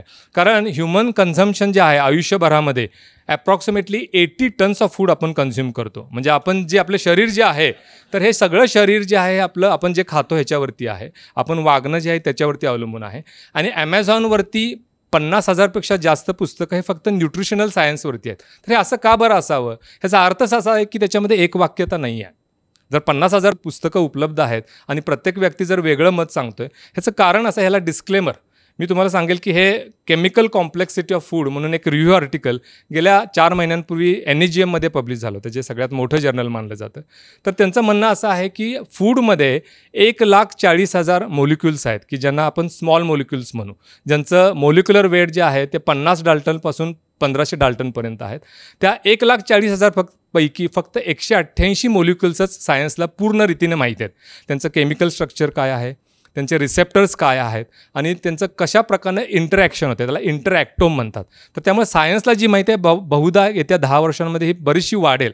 पण ॲज ऑफ टुडे आपल्याला थोडीशी लिमिटेड इन्फॉर्मेशन आहे आणि एवढ्या डिस्क्लेमरवरनं मी पुढची सगळी इन्फॉर्मेशन आपल्याला देतो. पूर्वीच्या काळामध्ये असं मानलं जायचं की चरबी शरीरामध्ये जी जास्त आहे, LDL कोलेस्ट्रॉल, हे सगळ्यात महत्त्वाचा घटक आहे की ज्याच्यामुळे हृदयविकार होईल. पण आजच्या घटकेला असं नाही आहे. आजचा जो न्यू व्हिलन जो आहे तर तो इन्सुलिन आहे. जेवढं इन्सुलिनचं प्रमाण तुमच्या शरीरामध्ये जास्त आहे तेवढं तुमचं हृदयविकाराची शक्यता जास्त. त्याला कार्डिओ मेटाबॉलिक डिसीजेस म्हणतात. तर आता हे बघा, 1970मध्ये लोकांचं अन्नाचं दिवसभरामध्ये घ्यायचं प्रमाण हे 3 मील्स साधारणपणे, 2 किंवा 3 मील्स. आज ते प्रमाण 5 ते 7 मील्स झालं आहे. आज आपण खात नाही आहे, आज आपण चरतोय. म्हणजे आपण ज्याला ग्रेझिंग म्हणतो, नाही हा मी विनोद नाही करत आहे, इंग्लिशमधला शब्द ह्याला ग्रेझिंग आहे. तर ह्याच्यामुळे काय होतं, 3 गोष्टी होतात. पहिली गोष्ट म्हणजे इथं आपण जर बघितलं तर हे मल्टिपल इन्सुलिनचे पीक्स आहेत. म्हणजे आपण 7 वेळा खात नाही, तोंडात दाणे टाकले, चहा पिला, तर हे सगळे गोष्टींमध्ये इन्सुलिन रिलीज होतं. तर ह्याचा संबंध कसा आहे, तर पहिली गोष्ट म्हणजे आपले कार्डिओमेलिक मेटाबॉलिक डिसीजेस जे आहेत तर ते सगळे कसे काम करतात, एरिया अंडर द कर्व. आपण जर इथं बघितलं तर जेवढा एरिया ह्या इन्सुलिनचा आहे तर तेवढा कार्डिओमेटाबॉलिक डिसीजेसचं प्रमाण जास्त वाढणार. आज आपल्याकडे ॲबंडन्स ऑफ फूड आहे, आपल्याकडे अन्न पुष्कळ प्रमाणामध्ये आहे, त्यामुळे एरिया अंडर द कर्व इन्सुलिनचा वाढलेला आहे. दुसरी गोष्ट म्हणजे ह्याला बायोक्रोनोटाइप्स म्हणतात. आपण जर ह्या पहिल्या चित्रामध्ये जर बघितलं, ब्रेकफास्टमधलं जे फूड आहे आणि डिनरमधलं फूड आहे, जर आपण सारख्याच प्रमाणामध्ये दोघांना फूड जर दिलं तर इन्सुलिनचं प्रमाण ब्रेकफास्टमध्ये जास्त नाही वाढत. ते फक्त डिनरमध्ये वाढतं. ह्याचं कारण आहे आपलं डायुर्नल व्हेरिएशन ज्याला म्हणतो. 24 तासांमध्ये आपल्या हार्मोन्समध्ये जे फरक पडणार आहे, कॉर्टिसॉलमध्ये जो रेशो आहे, तर त्याप्रमाणे इन्सुलिन हे संध्याकाळी फार जास्त सिक्रेट होतं. तर त्यामुळं इंग्रजीमध्ये जी म्हण आहे की eat your breakfast like a king, eat your lunch like a ordinary person and eat your dinner like a beggar. तर हे जे काही भाग आहे तर तुम्ही सकाळी जास्त खा, दुपारी मध्यम खा आणि रात्री कमी खा, तर ह्याला बायोक्रोनोटाइप म्हणतात. तर तुम्ही इंटरमिटंट फास्टिंग करत असाल तर फास्टिंगचा वेळ तुम्ही सकाळी नका ठेवू. सकाळी तुम्हाला खायलाच पाहिजे. तुमचं कमी खायचा वेळ हा संध्याकाळी पाहिजे. आणि तिसरी महत्त्वाची गोष्ट जी आहे ती फास्टिंग. आपण जर बघितलं तर वरच्या चित्रामध्ये 1970 किंवा 50 वर्षांपूर्वी लोक 12 ते 14 तास खायचे नाहीत. परंतु आजच्या घटकेला हा फास्टिंगचा पिरियड फार कमी झाला आहे. लोक झोपताना पण थोडंसं दूध पितात, झोपताना पण काहीतरी इव्हिनिंग स्नॅक्स घेतात. तर ह्याच्यामुळे काय होतं की तो फास्टिंगचा पिरियड जो कमी होतो तर ह्याच्याविषयी ॲनिमल्समध्ये खूप स्टडीज आहेत. तर साधारणपणे जे एक्सपेरिमेंटल ॲनिमल्स आहेत, उंदरं आहेत किंवा रॅट्स आहेत, तर ह्यांच्यामध्ये जर आपण ॲड लिमिटम, ह्याला ॲड लिमिटमचा अर्थ काय की जेवढं हवं तेवढं अन्न त्यांना द्या, असा एक ग्रुप झाला. आणि दुसऱ्या ग्रुपमध्ये खाणं फार रिस्ट्रिक्ट केलं, त्यांच्या कॅलरीज मोजून तेवढंच त्यांना खायला दिलं. तर त्यांच्या अशा लक्षात येतं की ज्या लोकांना फास्टिंग ॲडवाईस केलं आहे त्या माऊसमध्ये, त्या रॅट्समध्ये लाईफ वाढतं. तर ह्युमन्समध्ये पण तेच सर्वायवल सर्किट्स आहेत. 3 प्रकारचे सर्किट्स असतात. मेटाबॉलिक सर्किट्स असतात. त्याच्यातला एक मगाशी आपण जो एमटॉर म्हटलं तर एमटॉर C2 नावाचं सर्किट असतं. तर हे सगळे सर्किट्स हे आपलं आयुष्य वाढवण्यासाठी मदत करतात. ह्युमन्समध्ये हे पॉसिबल आहे का? एक्सपेरिमेंटली बघणं फार अवघड आहे. कारण एक्सपेरिमेंटल ॲनिमल्समध्ये आयुष्य कमी असतं, आपण मेजर करू शकतो. माणसांचं आयुष्य जास्त असल्यामुळे हे मेजर करणं अवघड आहे. पण फास्टिंग निदान आपल्याला ओबेसिटीपासून किंवा डायबिटीसपासून दूर ठेवतं. दुसरा कन्सेप्ट जो आहे ह्याच्यामध्ये खाण्यामध्ये तर तो ग्लायसेमिक लोड. तर आपलं कुठलंही अन्न जे आपण खातो तर त्याच्यामध्ये काही प्रमाणामध्ये कार्बोहायड्रेट असतात, त्याच्यामध्ये इन्सुलिन वाढवण्याची क्षमता असते. तर हे जे काही भाग आहे, एखादा अन्नपदार्थ खाल्ल्यानंतर किती प्रमाणामध्ये ग्लुकोज वाढेल ह्याला ग्लायसेमिक लोड म्हणतात. तर तो 3 प्रकारचा लोड असतो. 10च्या पेक्षा कमी जर असेल तर ते अन्न चांगलं आहे, 10 ते 20 जर असेल मध्यम आहे, 20पेक्षा जास्त असेल तर ह्या 3 रेषा आपण जर बघितल्या तर हे कमी, मध्यम आणि हे सगळ्यात जास्त आहे. आता आपण इथं लाल रेष जर बघितली तर डाव्या बाजूला हे जे काही सगळे घटक आहेत हे प्रोसेस फूड आहेत. तर त्यांचं हे सगळा जो काही ग्लायसेमिक लोड आहे तो खूप वरच्या साईडला आहे. आपण इकडच्या उलट्या साईडला जर बघितलं तर हे सगळे नॅचरल होल फूड्स आहेत. तर म्हणून हे ईट नॅचरली. आपण जेवढं प्रोसेस फूड खाऊ तेवढं आपलं इन्सुलिनचं प्रमाण वाढतं. तर आता आपण इथं जर बघितलं हे कॉमन खाणारे 3 गोष्टी आहेत. डायबिटिक असलेल्या लोकांना सांगतात की तुम्ही गोड खाऊ नका, फळं नका खाऊ, तुमचं शुगर वाढेल. पण त्या ॲपलचं जर ग्लायसेमिक लोड जर तुम्ही बघितला तर तो 5च आहे. आणि आपण ब्रेड म्हणतो की तुम्हाला हवं तेवढं खा. ब्रेडचा ग्लायसेमिक लोड जो आहे तो 35 आहे, 7 टाईम्स जास्त आहे. आणि सगळ्यात आश्चर्याची गोष्ट काय आहे, कॉर्नफ्लेक्स आपण सगळ्यात हेल्दी मानतो, त्याचा ग्लायसेमिक लोड किती आहे? 75. आणि डायरेक्ट साखरेचा किती आहे? 70. म्हणजे ग्लायसेमिक लोड हा कॉर्नफ्लेक्स, काही कंपन्यांच्या कॉर्नफ्लेक्सचा हा साखरेपेक्षा पण जास्त आहे. तर त्यामुळे आपण प्रोसेस फूड खात असताना आपल्याला काळजी घ्यायला पाहिजे. ही मगाशा पुस्तकामधलीच ही स्लाईड आहे. हे आपण जे मगाशी म्हटलं की ब्ल्यू झोन्स ऑफ लॉन्जिव्हिटी, हे 100च्या वरती जाणारे लोक खातात काय तर ग्रीन्स जे काही हिरवा आहे ते, बीन्स हे सगळे द्विदल धान्य, कडधान्य, नट्स हे सगळ्या प्रकारच्या बिया आणि होल ग्रेन्स. म्हणजे तुम्ही जेवढे अनप्रोसेस फूड खाल तेवढं तुमचं आयुष्य वाढणार. आणि बॅड न्यूट्रिशन म्हणजे काय हे मला नेहमी प्रश्न पडायचा, फास्ट फूड म्हणतात तरी कशाला? म्हणजे वडापाव पण फास्ट फूड आहे आणि बर्गर पण फास्ट फूड आहे. ह्या दोघांमध्ये साम्य काय आहे? तर त्याच्यातली साम्य एकच आहे की सगळ्यांमधला फायबर काढलेला असतो. आपल्याला वाटतं की फायबर म्हणजे हा चौथा आहे. प्रत्यक्षामध्ये फायबर हा सगळ्यात सात्विक अन्नपदार्थ आहे. तर हे फायबर का बरं काढतात? तर एखाद्या पदार्थाचं जर शेल्फ लाईफ जर वाढवायचं असेल, आपल्याला तो टिकाऊपणा त्याचा जर वाढवायचा असेल तर त्यातलं फायबर काढला पाहिजे. आणि दुसरी महत्त्वाची गोष्ट काय, त्यात जर आपण साखर घातली तर त्याचा चविष्टपणा वाढतो, लोक त्याच्या आहारी जातात. व्यसन जे आहे ते जसं दारूचं आहे, जसं सिगारेटचं आहे, तसं साखरेचंही व्यसन होतं. आणि शास्त्रज्ञांच्या असं लक्षात आलं की जेवढं डोपामिन, जो ॲडिक्टिंग पोटेन्शियल ज्याच्यामुळे निर्माण होते, डायबिटीज म्हणजे आपण जर दारू घेतली किंवा सिगारेट जर मनुष्यानं ओढलं तर जेवढं त्याच्यामध्ये डोपामिन रिलीज होणार तेवढं साखरेमुळे पण वाढतं. तर मी साखरेमुळं त्याचं ॲडिक्टिंग पोटेन्शियल होतं. पण त्याच्यापेक्षाही महत्त्वाची गोष्ट म्हणजे त्या पदार्थाचं शेल्फ लाईफ वाढतं. आपण जर ब्रेड बघितले, 25 वर्षांपूर्वी ब्रेडमध्ये साखर नाही घातली जायची, पण आता हल्लीच्या मार्केटमधल्या 90 ते 95% ब्रेड्समध्ये ते डायरेक्ट साखर नाही घालत. त्याच्यात साखरेला इक्विव्हॅलंट असलेला त्याला हाय फ्रुक्टोज कॉर्न सिरप म्हणतात, HF CR असं म्हणतात. तर ते हाय फ्रुक्टोज कॉर्न सिरप जे आहे तर त्याची लॉन्जिव्हिटी वाढतं. पूर्वीचे ब्रेड 1 दिवसांमध्ये काढले की ते लगेच शिळे होऊन जायचे. आजचे तुम्ही 2 आठवडे फ्रीजमध्ये ठेवा, उघडून बघा, तेवढे ताजेच्या ताजेच आहेत. तर हे लॉन्जिव्हिटीसाठी शुगर घालतात आणि ते आरोग्याला फार हानिकारक आहे. आणि तिसरा प्रॉब्लेमॅटिक घटक म्हणजे ट्रान्स फॅटी ॲसिड्स. आपण वडा बघतो, आपण हलवायचं घरामध्ये तळला तर आपण एकदा तळतो आणि ते बाकीचं तेल आपण जेवणासाठी वापरतो. हलवायच्या दुकानामध्ये ते वारंवार ते तळत राहतात. जेव्हा ते वारंवार तळण्याची प्रक्रिया होते त्याच्यामधून जो पदार्थ निर्माण होतो त्याला ट्रान्स फॅट म्हणतात. तर तो अतिशय हानिकारक पदार्थ आहे. तर ह्या सगळ्या गोष्टींमुळे आपलं आयुष्य कमी व्हायला मदत होते. तर आपण सगळ्यात महत्त्वाचा घटक कुठला तर प्रोटीन. आपण मगाशी म्हटलं की प्रोटीन मास गरजेचं आहे. तर प्रोटीन्स 2 प्रकारचे, व्हेजिटेबल सोर्स हा कमी इफिशियंट आहे कारण त्याच्यामध्ये फायबर्स आल्यामुळे त्याचं ॲब्सॉर्प्शन कमी होतं. दुसरी गोष्ट म्हणजे व्हेजिटेबल सोर्स ऑफ प्रोटीन्समध्ये इसेन्शियल अमायनो ॲसिड जे असतात, जे 9 प्रकारचे असतात, त्यातलं काहीतरी कमी असतं. परंतु ॲनिमल सोर्समध्ये त्याचं ॲब्सॉर्प्शन जास्त चांगलं होतं किंवा इफेक्टिव्हली होतं. त्याच्यामध्ये सगळे कंप्लीट प्रोटीन असतात. पण आपण असं बघू की ह्याच्यामध्ये काही फरक नाही आहे. तुमचा हा बेसिकली स्पिरिच्युअल किंवा तुमचा रिलिजियस बिलीफ आहे. साधारणपणे 1.2 ते 1.5 ग्रॅम पर डे आपल्याला प्रोटीन्स घ्यायला पाहिजे. आणि GI ॲब्सॉर्प्शन लिमिट असल्यामुळे शक्य असेल तर आपल्याला ते 4दा डिवाईड करून घ्यायला पाहिजे. जे लोक नॉनव्हेज खातात त्यांच्यासाठी फिश आणि एग हे सगळ्यात चांगलं सोर्स ऑफ प्रोटीन आहे. आपण एगला म्हणतो की हा कंप्लीट सोर्स ऑफ प्रोटीन आहे. पण एगमध्ये 13 gram per 100 gram of egg एवढं प्रोटीन असतं. पण हे जर आपण व्हेजिटेरियन सोर्सेस जर बघितलं, भोपळ्याच्या बिया त्याच्यामधलं प्रोटीन जे आहे ते 30 ग्रॅम आहे. एगच्या जवळजवळ 3 पटीनं जास्त आहे. शेंगदाणे सगळ्यात जास्त प्रोटीन असलेलं फूड साधारणपणे 25 ग्रॅम पर 100 ग्रॅम आहे. आणि ह्या जे छोले आहेत किंवा राजमा आहेत ह्याच्यामध्ये साधारणपणे 20 ग्रॅमपर्यंत आहे. पनीरमध्ये पण तेवढंच आहे. सगळ्यात महत्त्वाची गोष्ट काय, जर तुम्ही व्हेजिटेरियन असाल तर तुम्हाला माहीत पाहिजे की कॉम्प्लिमेंटेशन म्हणजे काय किंवा पूरकपणा म्हणजे काय. जर तुम्ही भात खात असाल तर भातामध्ये लायसिन कमी असतं.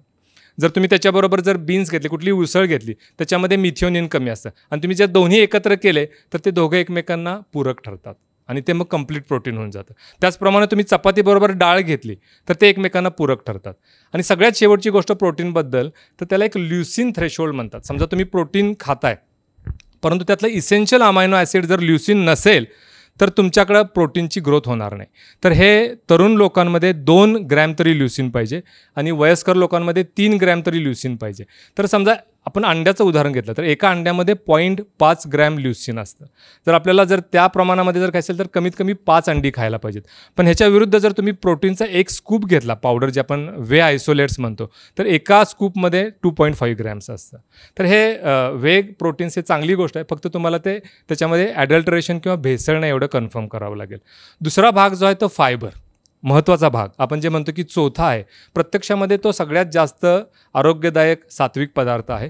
तर हे बॉडीमध्ये स्वतःची एक फार्मसी असते. तर कोलॉनिक बॅक्टेरिया, आपण ज्याला कमेन्सल ऑर्गॅनिझम्स म्हणतो किंवा गुणकारी बॅक्टेरिया जे म्हणतो, तर त्यांचं वजन साधारणपणे 200 ग्रॅम भरतं. तर हे 200 ग्रॅमचे जे काही बॅक्टेरिया असतात ते आपल्या बॉडीमध्ये जे काही गुणकारी पदार्थ तयार करतात, जणू काही आपल्या बॉडीची ती फार्मसी आहे की तिथं औषधाचं दुकान आहे. त्याच्यामुळं आपलं वेट नियंत्रित होतं. ते सगळ्यात इफेक्टिव्ह अँटी ओबेसिटी ड्रग म्हणून काम करतात. आपली इम्युनिटी त्याच्यामुळे इम्प्रूव्ह होते आणि आपला मूड त्याच्यामुळे सुधारतो. तर हे कसं काय आहे, तर जे आपण बॅक्टेरिया तोंडावाटे जे आपल्या शरीरामध्ये असतात त्यांना प्रोबायोटिक्स म्हणतात. तर त्या प्रोबायोटिक्सना कच्चा माल काय लागतो, तर ते फायबर लागतं. तर त्या फायबर म्हणजे कशामध्ये कॉमन आहेत, आपण पालकमध्ये हे थायकोलाइड म्हणून आहेत. आपले जे कलरफुल व्हेजिटेबल्स असतील, मग गाजर आहे किंवा टोमॅटो आहे, हे सगळ्यांमध्ये पॉलिफिनॉल नावाचा अँटीऑक्सिडंट असतात. हे सगळे ह्या बॅक्टेरियांसाठी लागणारा कच्चा माल आहे. तर ते पक्का माल काय तयार करतात, तर त्यांना शॉर्ट चेन फॅटी ॲसिड्स म्हणतात. 3 प्रकारचे असतात, ॲसिटेट, ब्युटेरेट आणि प्रोपिओनिक ॲसिड. आणि हे सगळे आपल्या शरीरामधल्या तृप्तता देणारे जे हार्मोन्स आहेत त्यांची वाढ करतात. त्यामुळे आपला खायची इच्छा कमी होते, आपल्याला सटायटी वाढते, आपला तृप्तपणा वाढतो, आपली ओबेसिटी कमी होते, डायबिटीस कंट्रोल होतो. तर त्याचं प्रमाण किती पाहिजे, दिवसभरामध्ये आयडियली 50 ग्रॅम आपल्याकडं फायबर जायला पाहिजे. त्याच्यासाठी आपल्याला 200 ग्रॅम व्हेजिटेबल्स, मग त्याच्यामध्ये सॅलड्स पण आले, आणि 200 ग्रॅम फ्रूट्स खाणं गरजेचं आहे आणि होल ग्रेन्स आपण खाणं गरजेचं आहे. आता कुकिंग ऑइलबद्दल जर आपण म्हटलं तर आपण ऑइल म्हटलं की आपल्याला वाटतं की हे सगळं वाईट आहे. तसं नाही आहे. त्याच्यामध्ये 4 घटक असतात. त्याच्यामध्ये सॅच्युरेटेड फॅट आणि ओमेगा 6 हे वाईट घटक आहेत, ते आपण टाळले पाहिजेत. आणि जे मोनो अनसॅच्युरेटेड फॅट ज्याला म्युफा म्हणतात किंवा ओमेगा 3 फॅटी ॲसिड्स ह्यांना चांगलं फॅट मानलं जातं. तर गाईडलाईन काय म्हणतात, गाईडलाईन तुम्हाला ग्रॉस व्ह्यू देतात किंवा सॅटेलाईटमधनं तुमच्या कोल्हापूरचा फोटो देतात. तर त्याच्यामध्ये ते काय सांगतात की तुम्ही सॉलिड फॅट खाऊ नका, म्हणजे तुम्ही नारळाचं आपलं जे खोबरेल तेल आहे ते खाऊ नका, तुम्ही पाम ऑइल खाऊ नका, ते आता बॅनच झालेलं आहे बऱ्यापैकी, बटर खाऊ नका. ते म्हणतात की लिक्विड सीड ऑइल्स जे आहेत ज्यांना इंडस्ट्रीयल सीड ऑइल्स म्हणतात तर ते वापरा. पण हे अर्धसत्य आहे. सत्य काय आहे तर मेटाबॉलिक हेल्थ, तुमच्या मायटोकॉन्ड्रिया हेल्दी राहायला पाहिजे. त्यासाठी तुम्ही काय करायला पाहिजे तर ह्याच्यामध्ये 4 घटक आहेत. त्याच्यामध्ये कमीत कमी सॅच्युरेटेड फॅट्स पाहिजेत, जास्तीत जास्त म्युफा पाहिजेत, त्याच्यामध्ये ओमेगा 6 आणि ओमेगा 3चा रेशो जो आहे तो फेवरेबल पाहिजे, आणि त्याचा स्मोक पॉईंट म्हणजे तुम्हाला माहीत असेल की तुम्ही जर घाण्याचं तेल घेतलं आणि त्याच्यामध्ये काही तळायचा प्रयत्न केला तर त्यातनं स्मोक यायला चालू होतो, तर त्याला स्मोक पॉईंट म्हणतात. तर त्याच्यामध्ये ऑइल कुठलं चांगलं, महाराष्ट्रामध्ये 4 प्रकारचे ऑइल्स आपल्या मार्केटमध्ये अवेलेबल आहेत. तर ग्राउंडनट ऑइल हे सगळ्यात चांगलं ऑइल आहे जे आपले पूर्वज वापरत होते. आणि त्याच्यापेक्षा दुसरं नंबरचं ऑइल जे आहे ते राईस ब्रॅन ऑइल, जे भाताच्या कोंड्यापासून तयार होतं.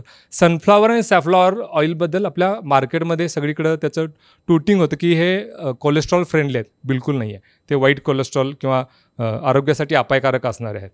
त्याच्यामध्ये तेल तयार करत असताना 3 प्रकारच्या प्रक्रिया वापरतात. पहिली गोष्ट म्हणजे कोल्ड प्रेस्ड ऑइल म्हणजे घाण्याचं तेल. दुसरं म्हणजे फिल्टर्ड ऑइल म्हणजे घाण्याचंच तेल आहे, 45 डिग्रीपर्यंत त्याचं प्रोसेसिंग होतं, त्याच्यामध्ये ॲडिशनल कुठले सॉल्वंट्स नाही टाकत, आणि त्या फिल्टर केलेल्या ऑइलमधल्या फक्त इम्प्युरिटीज फिल्टर करून काढतात. आणि तिसरं जे ऑइल आहे ते केमिकली रिफाईन केलेलं ऑइल की ज्याचं टेम्परेचर 150 डिग्रीपर्यंत जातं, त्याच्यामध्ये डिओडोरंट म्हणून केमिकल घालतात.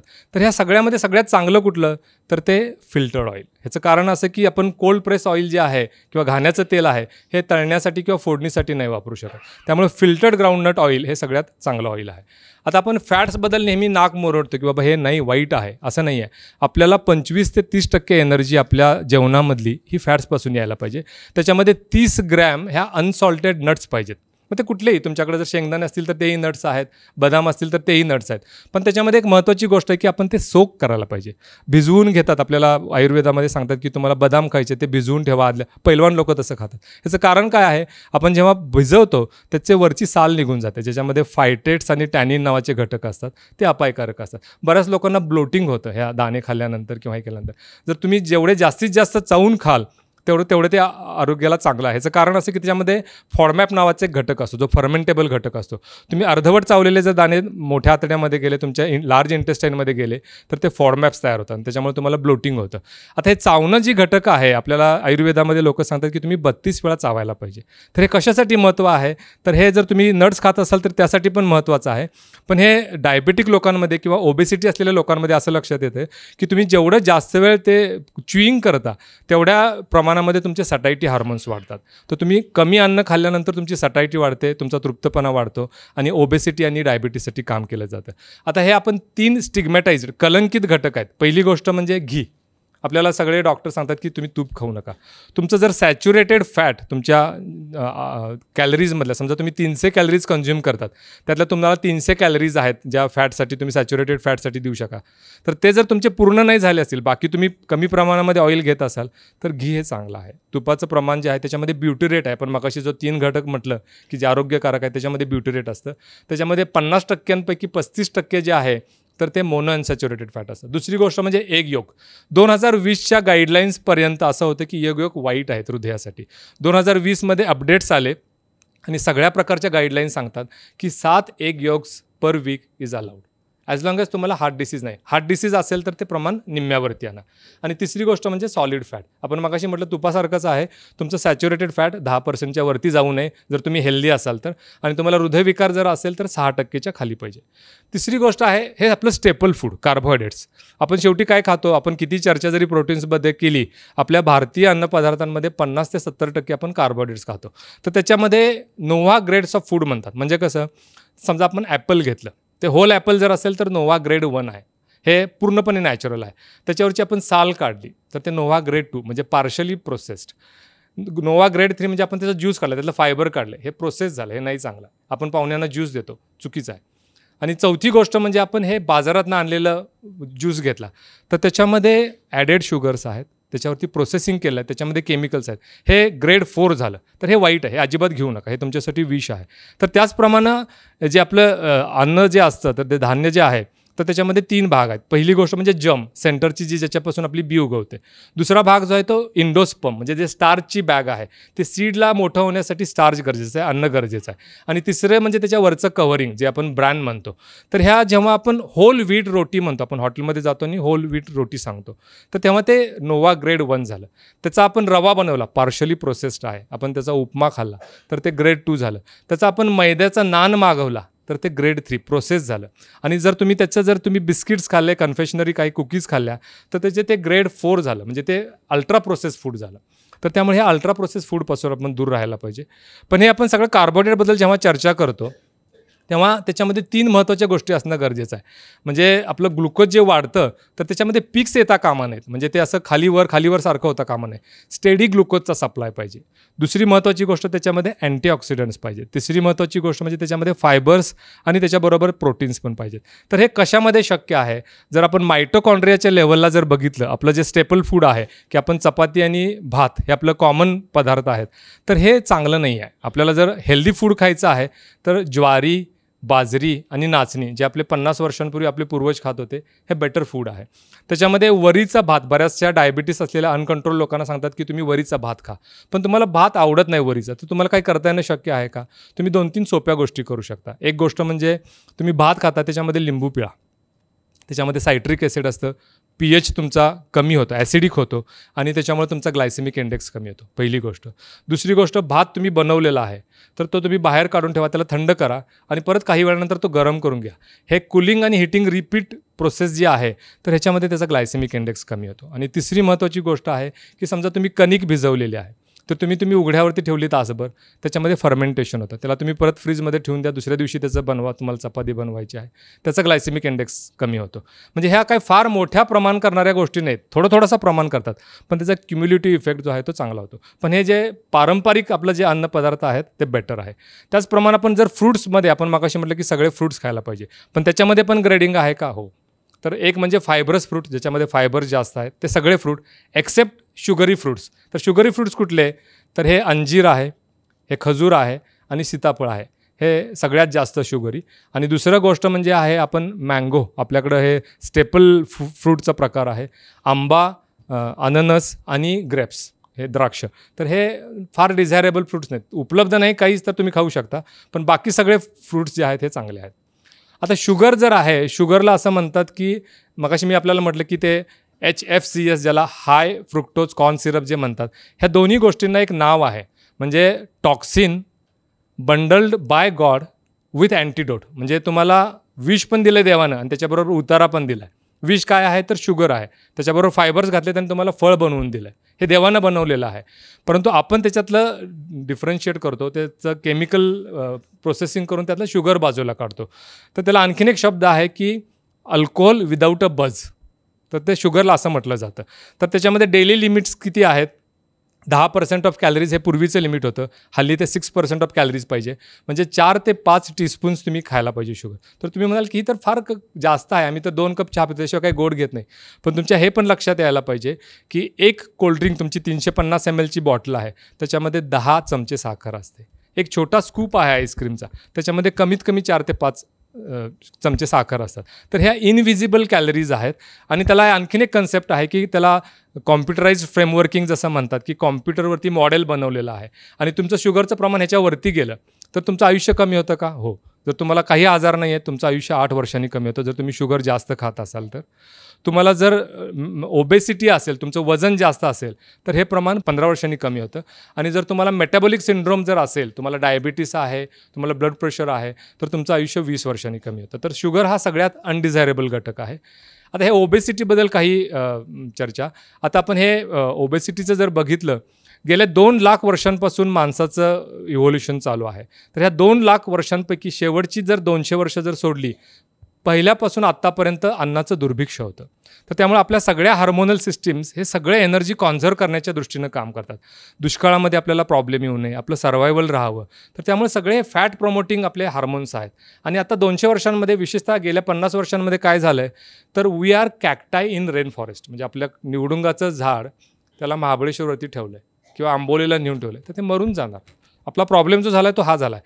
हे 2 प्रकारची जी ओबेसिटी असते, ज्याला आपण जनरलाइज्ड ओबेसिटी, भारतामध्ये याचं प्रमाण कमी आहे. आपल्याकडे प्रमाण जास्त कशाचं आहे? ॲब्डॉमिनल ओबेसिटी. आणि ते वाईट का आहे? तर आपण इथं जर बघितलं तर मेटॅबॉलिकली इल फॅट म्हणजे काय, की आपल्याकडे फॅट आहे. कुठलं वाईट आहे? तुमच्याकडे सबक्युटेनियस फॅट आहे, तुम्ही हातानं जे चापचून बघू शकता, तर ते 10 किलोपर्यंत आहे, काही प्रॉब्लेम नाही. तुमच्या अवयवांमध्ये फॅट आहे, म्हणजे तुमचं स्टमकला बाहेरून फॅटचा लेअर आहे आणि तुमच्या त्याला बिग बेली फॅट, पोट बाहेर आलेलं आहे, 2.5 किलोच्या वरती आहे, प्रॉब्लेम आहे. तुमच्या हिपॅटिक फॅट आहे, बऱ्याचशा लोकांचे हे रिपोर्ट्स असतात की फॅटी लिव्हर.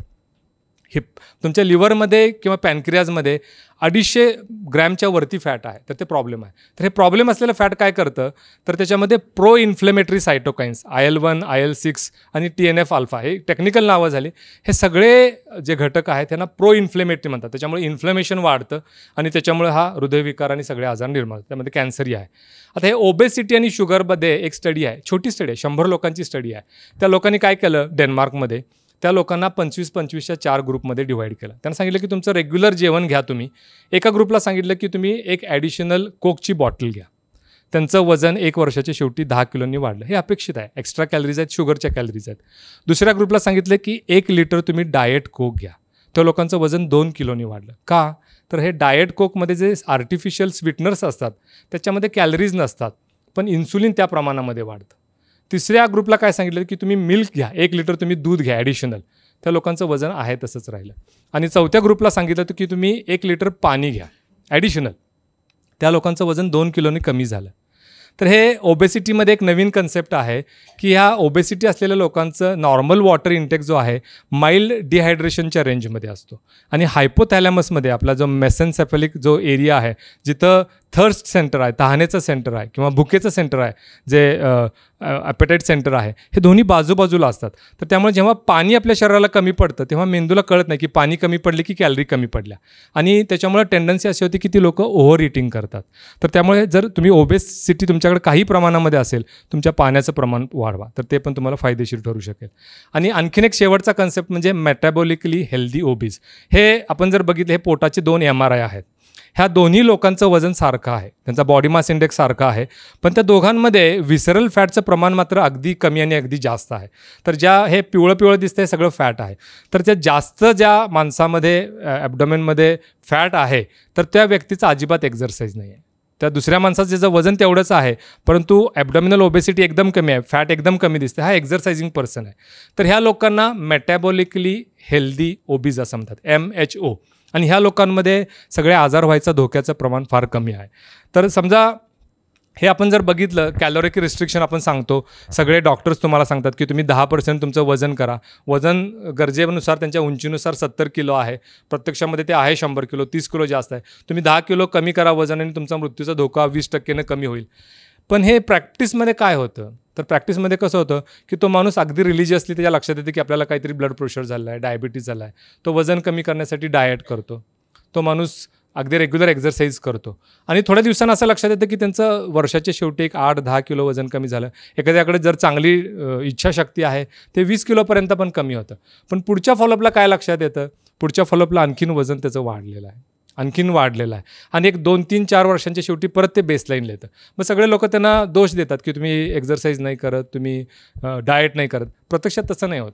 ती लोकं खायचं तेवढंच खातात, त्यांना माहीत आहे की आपण वजन वाढलं तर आपल्याला आरोग्याला अपायकारक आहे. मग होतं का आहे, तर ह्याच्यामध्ये बॉडी असं कन्सिडर करते की आपल्याकडे कॅलरीज कमी यायला लागल्यात, आपल्याला दुष्काळासारखी परिस्थिती आहे, बेसल मेटॅबॉलिक रेट कमी होऊन जातो, की जो स्ट्रॉंगेस्ट डिटर्मिनंट आहे तुमच्या कॅलरीज कशा बर्न होणार, आणि त्यामुळे त्यांचं परत ओबेसिटी वाढायला चालू होते. तर ह्याला लेप्टिन रेझिस्टन्स म्हणतात. जे सटायटी हार्मोन असतं आपल्या फॅट सेल्समधून निर्माण होणारं लेप्टिन, की जे आपल्याला सटायटी निर्माण करतं, त्याला रेझिस्टन्स होतो आणि त्या लोकांमध्ये कॅलरी कन्झम्पशन जे आहे ते पूर्ण कमी होतं आणि त्या लोकांमध्ये पुन्हा वजन वाढतं. तर मग काय करायचं आपण, समजा तुमचं वजन 100 किलो आहे, पाहिजे 70 किलो, वजन तुम्ही 10 किलो कमी केलं आणि पुन्हा ते बेसलाईनला तिथंच येऊन थांबलं, तर 2 गोष्टी आपण करू शकतो. एक गोष्ट म्हणजे तुम्ही 2 किलो तरी वजन कमी करू शकता. तर त्याचा नियम असा आहे की जे 2 किलो पहिले कमी होणार ते पहिले वाईट फॅटमधनं निघून जाणार, म्हणजे जे विसरल फॅट आहे, हिपॅटिक फॅट आहे, ते पहिल्यांदा डिसॅपिअर होणार. त्यामुळे तुम्ही 2 किलो जरी वजन कमी केलं तर तुम्ही परसिस्टंटली ते 2 किलो कमी करायला पाहिजे. आणि दुसरी महत्त्वाची गोष्ट म्हणजे तुम्ही एक्झरसाईज करा. तुम्ही ओबेजचे मेटाबॉलिकली हेल्दी ओबेज बना. तर हे 2 महत्त्वाच्या गोष्टी आहेत. तिसरी गोष्ट जी आहे तर ती स्लीप आणि लॉन्जिव्हिटी. तर हे आपण नेहमी सांगतो की डाएट करा, एक्सरसाइज करा, पण आपण कधी झोपेचं महत्त्व लोकांना सांगत नाही. तर या झोपेमध्ये ह्याला आपल्याला सोशल इपिडेमिक ऑफ स्लीप डिप्रायव्हेशन, म्हणजे हे झोप नसायची साथ आलेली आहे. लोकांना असं वाटतं की झोप हा वाया गेलेली वेळ आहे. पूर्वी 100-200 वर्षांपूर्वी लोक 8 तास झोपायचे. आजच्या काळामध्ये हे मॉडर्नायझेशनमुळे हे 6 तासांवरती आलं आहे. तर ह्याच्यामुळे काय परिणाम होतो, आपली सिम्पॅथॅटिक नर्वस सिस्टीम जी आहे, अनैच्छिक मज्जासंस्थेमधले ठोके वाढवणारी, ब्लड प्रेशर वाढवणारी जी संस्था, त्याच्या ॲक्टिवेशनमुळं, कॉर्टिसॉल जे स्ट्रेस हार्मोन आहे त्याच्या ॲक्टिवेशनमुळं हार्ट अटॅकचं प्रमाण वाढतं, स्ट्रोकचं प्रमाण वाढतं, डायबिटीज ब्लड प्रेशरचं प्रमाण वाढतं. आणि सगळ्यात महत्त्वाची गोष्ट मगाशी आपण जे लेप्टिन म्हटलं, लेप्टिन आणि ग्रेलिन नावाचं जे हार्मोन आहे ते आपल्याला भूक निर्माण करतं. तर ह्यांचा इम्बॅलन्स झाल्यामुळे ओबेसिटी पण वाढते आणि इम्युनिटी पण कमी होते. आता हे एवढं सगळं वाईट जे आहे झोप नसल्यामुळं, तर हे झोपेच्या 4 स्टेजेस आपण मानतो, ज्या NREM स्लीप आणि REM स्लीप. REM स्लीप म्हणजे जेव्हा डोळ्यांची मूवमेंट होते त्याला रॅपिड आय मूवमेंट स्लीप म्हणतात. आणि दुसरी जे नॉन रॅपिड आय मूवमेंट, जेव्हा झोपेला सुरुवात होते तेव्हा लाईट स्लीप, नंतर डीप स्लीप, 1 2 3 4, पुन्हा REM स्लीप. तर अशा प्रकारे हे सायकल रात्रभर चालू असतं. तर त्या सुरुवातीच्या काळामध्ये ही NREM स्लीप महत्त्वाची असते आणि दुसऱ्या हाफमध्ये ही REM स्लीप चालू होते. तर जे आपलं लर्निंग जे आहे, तर ते लर्निंग कसं होतं, तर आपल्या मेंदूमध्ये 2 गोष्टी असतात. ह्याला हिप्पोकॅम्पस म्हणतात.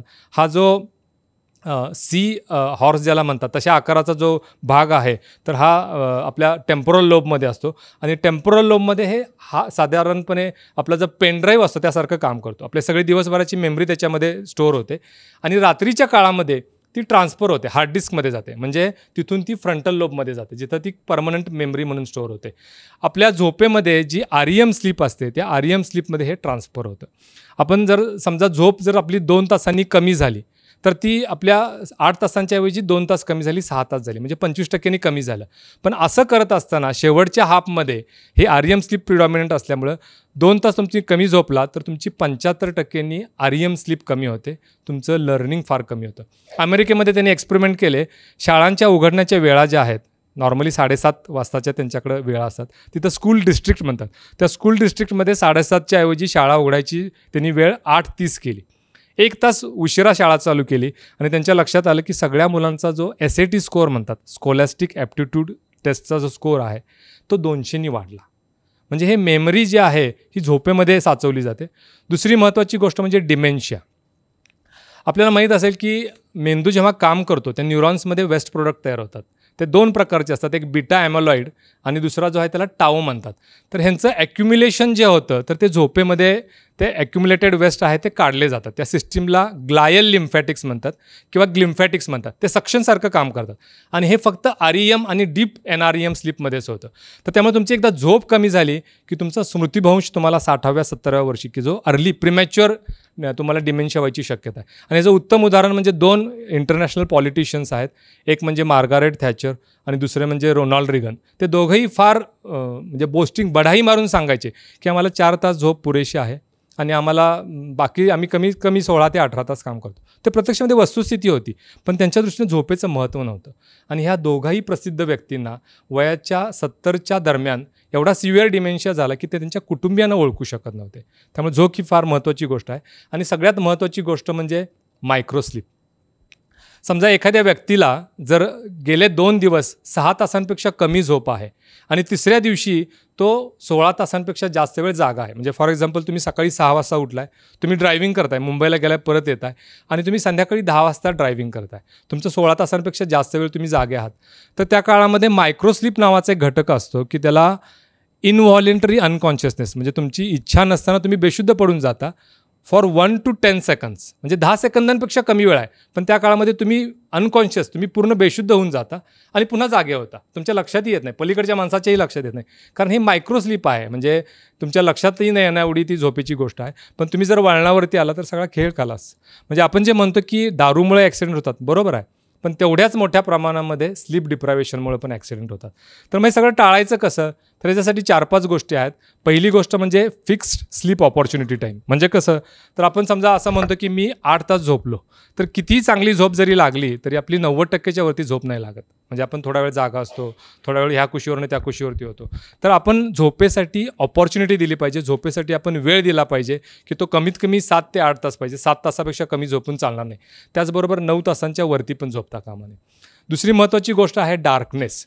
म्हणजे इव्होल्युशनमध्ये अगदी 100-125 वर्षांपूर्वीपर्यंत हे कृत्रिम लाईट नावाचा प्रकारच नव्हता, कारण 1879 सालामध्ये एडिसननं लाईट बल्बचा शोध लागला.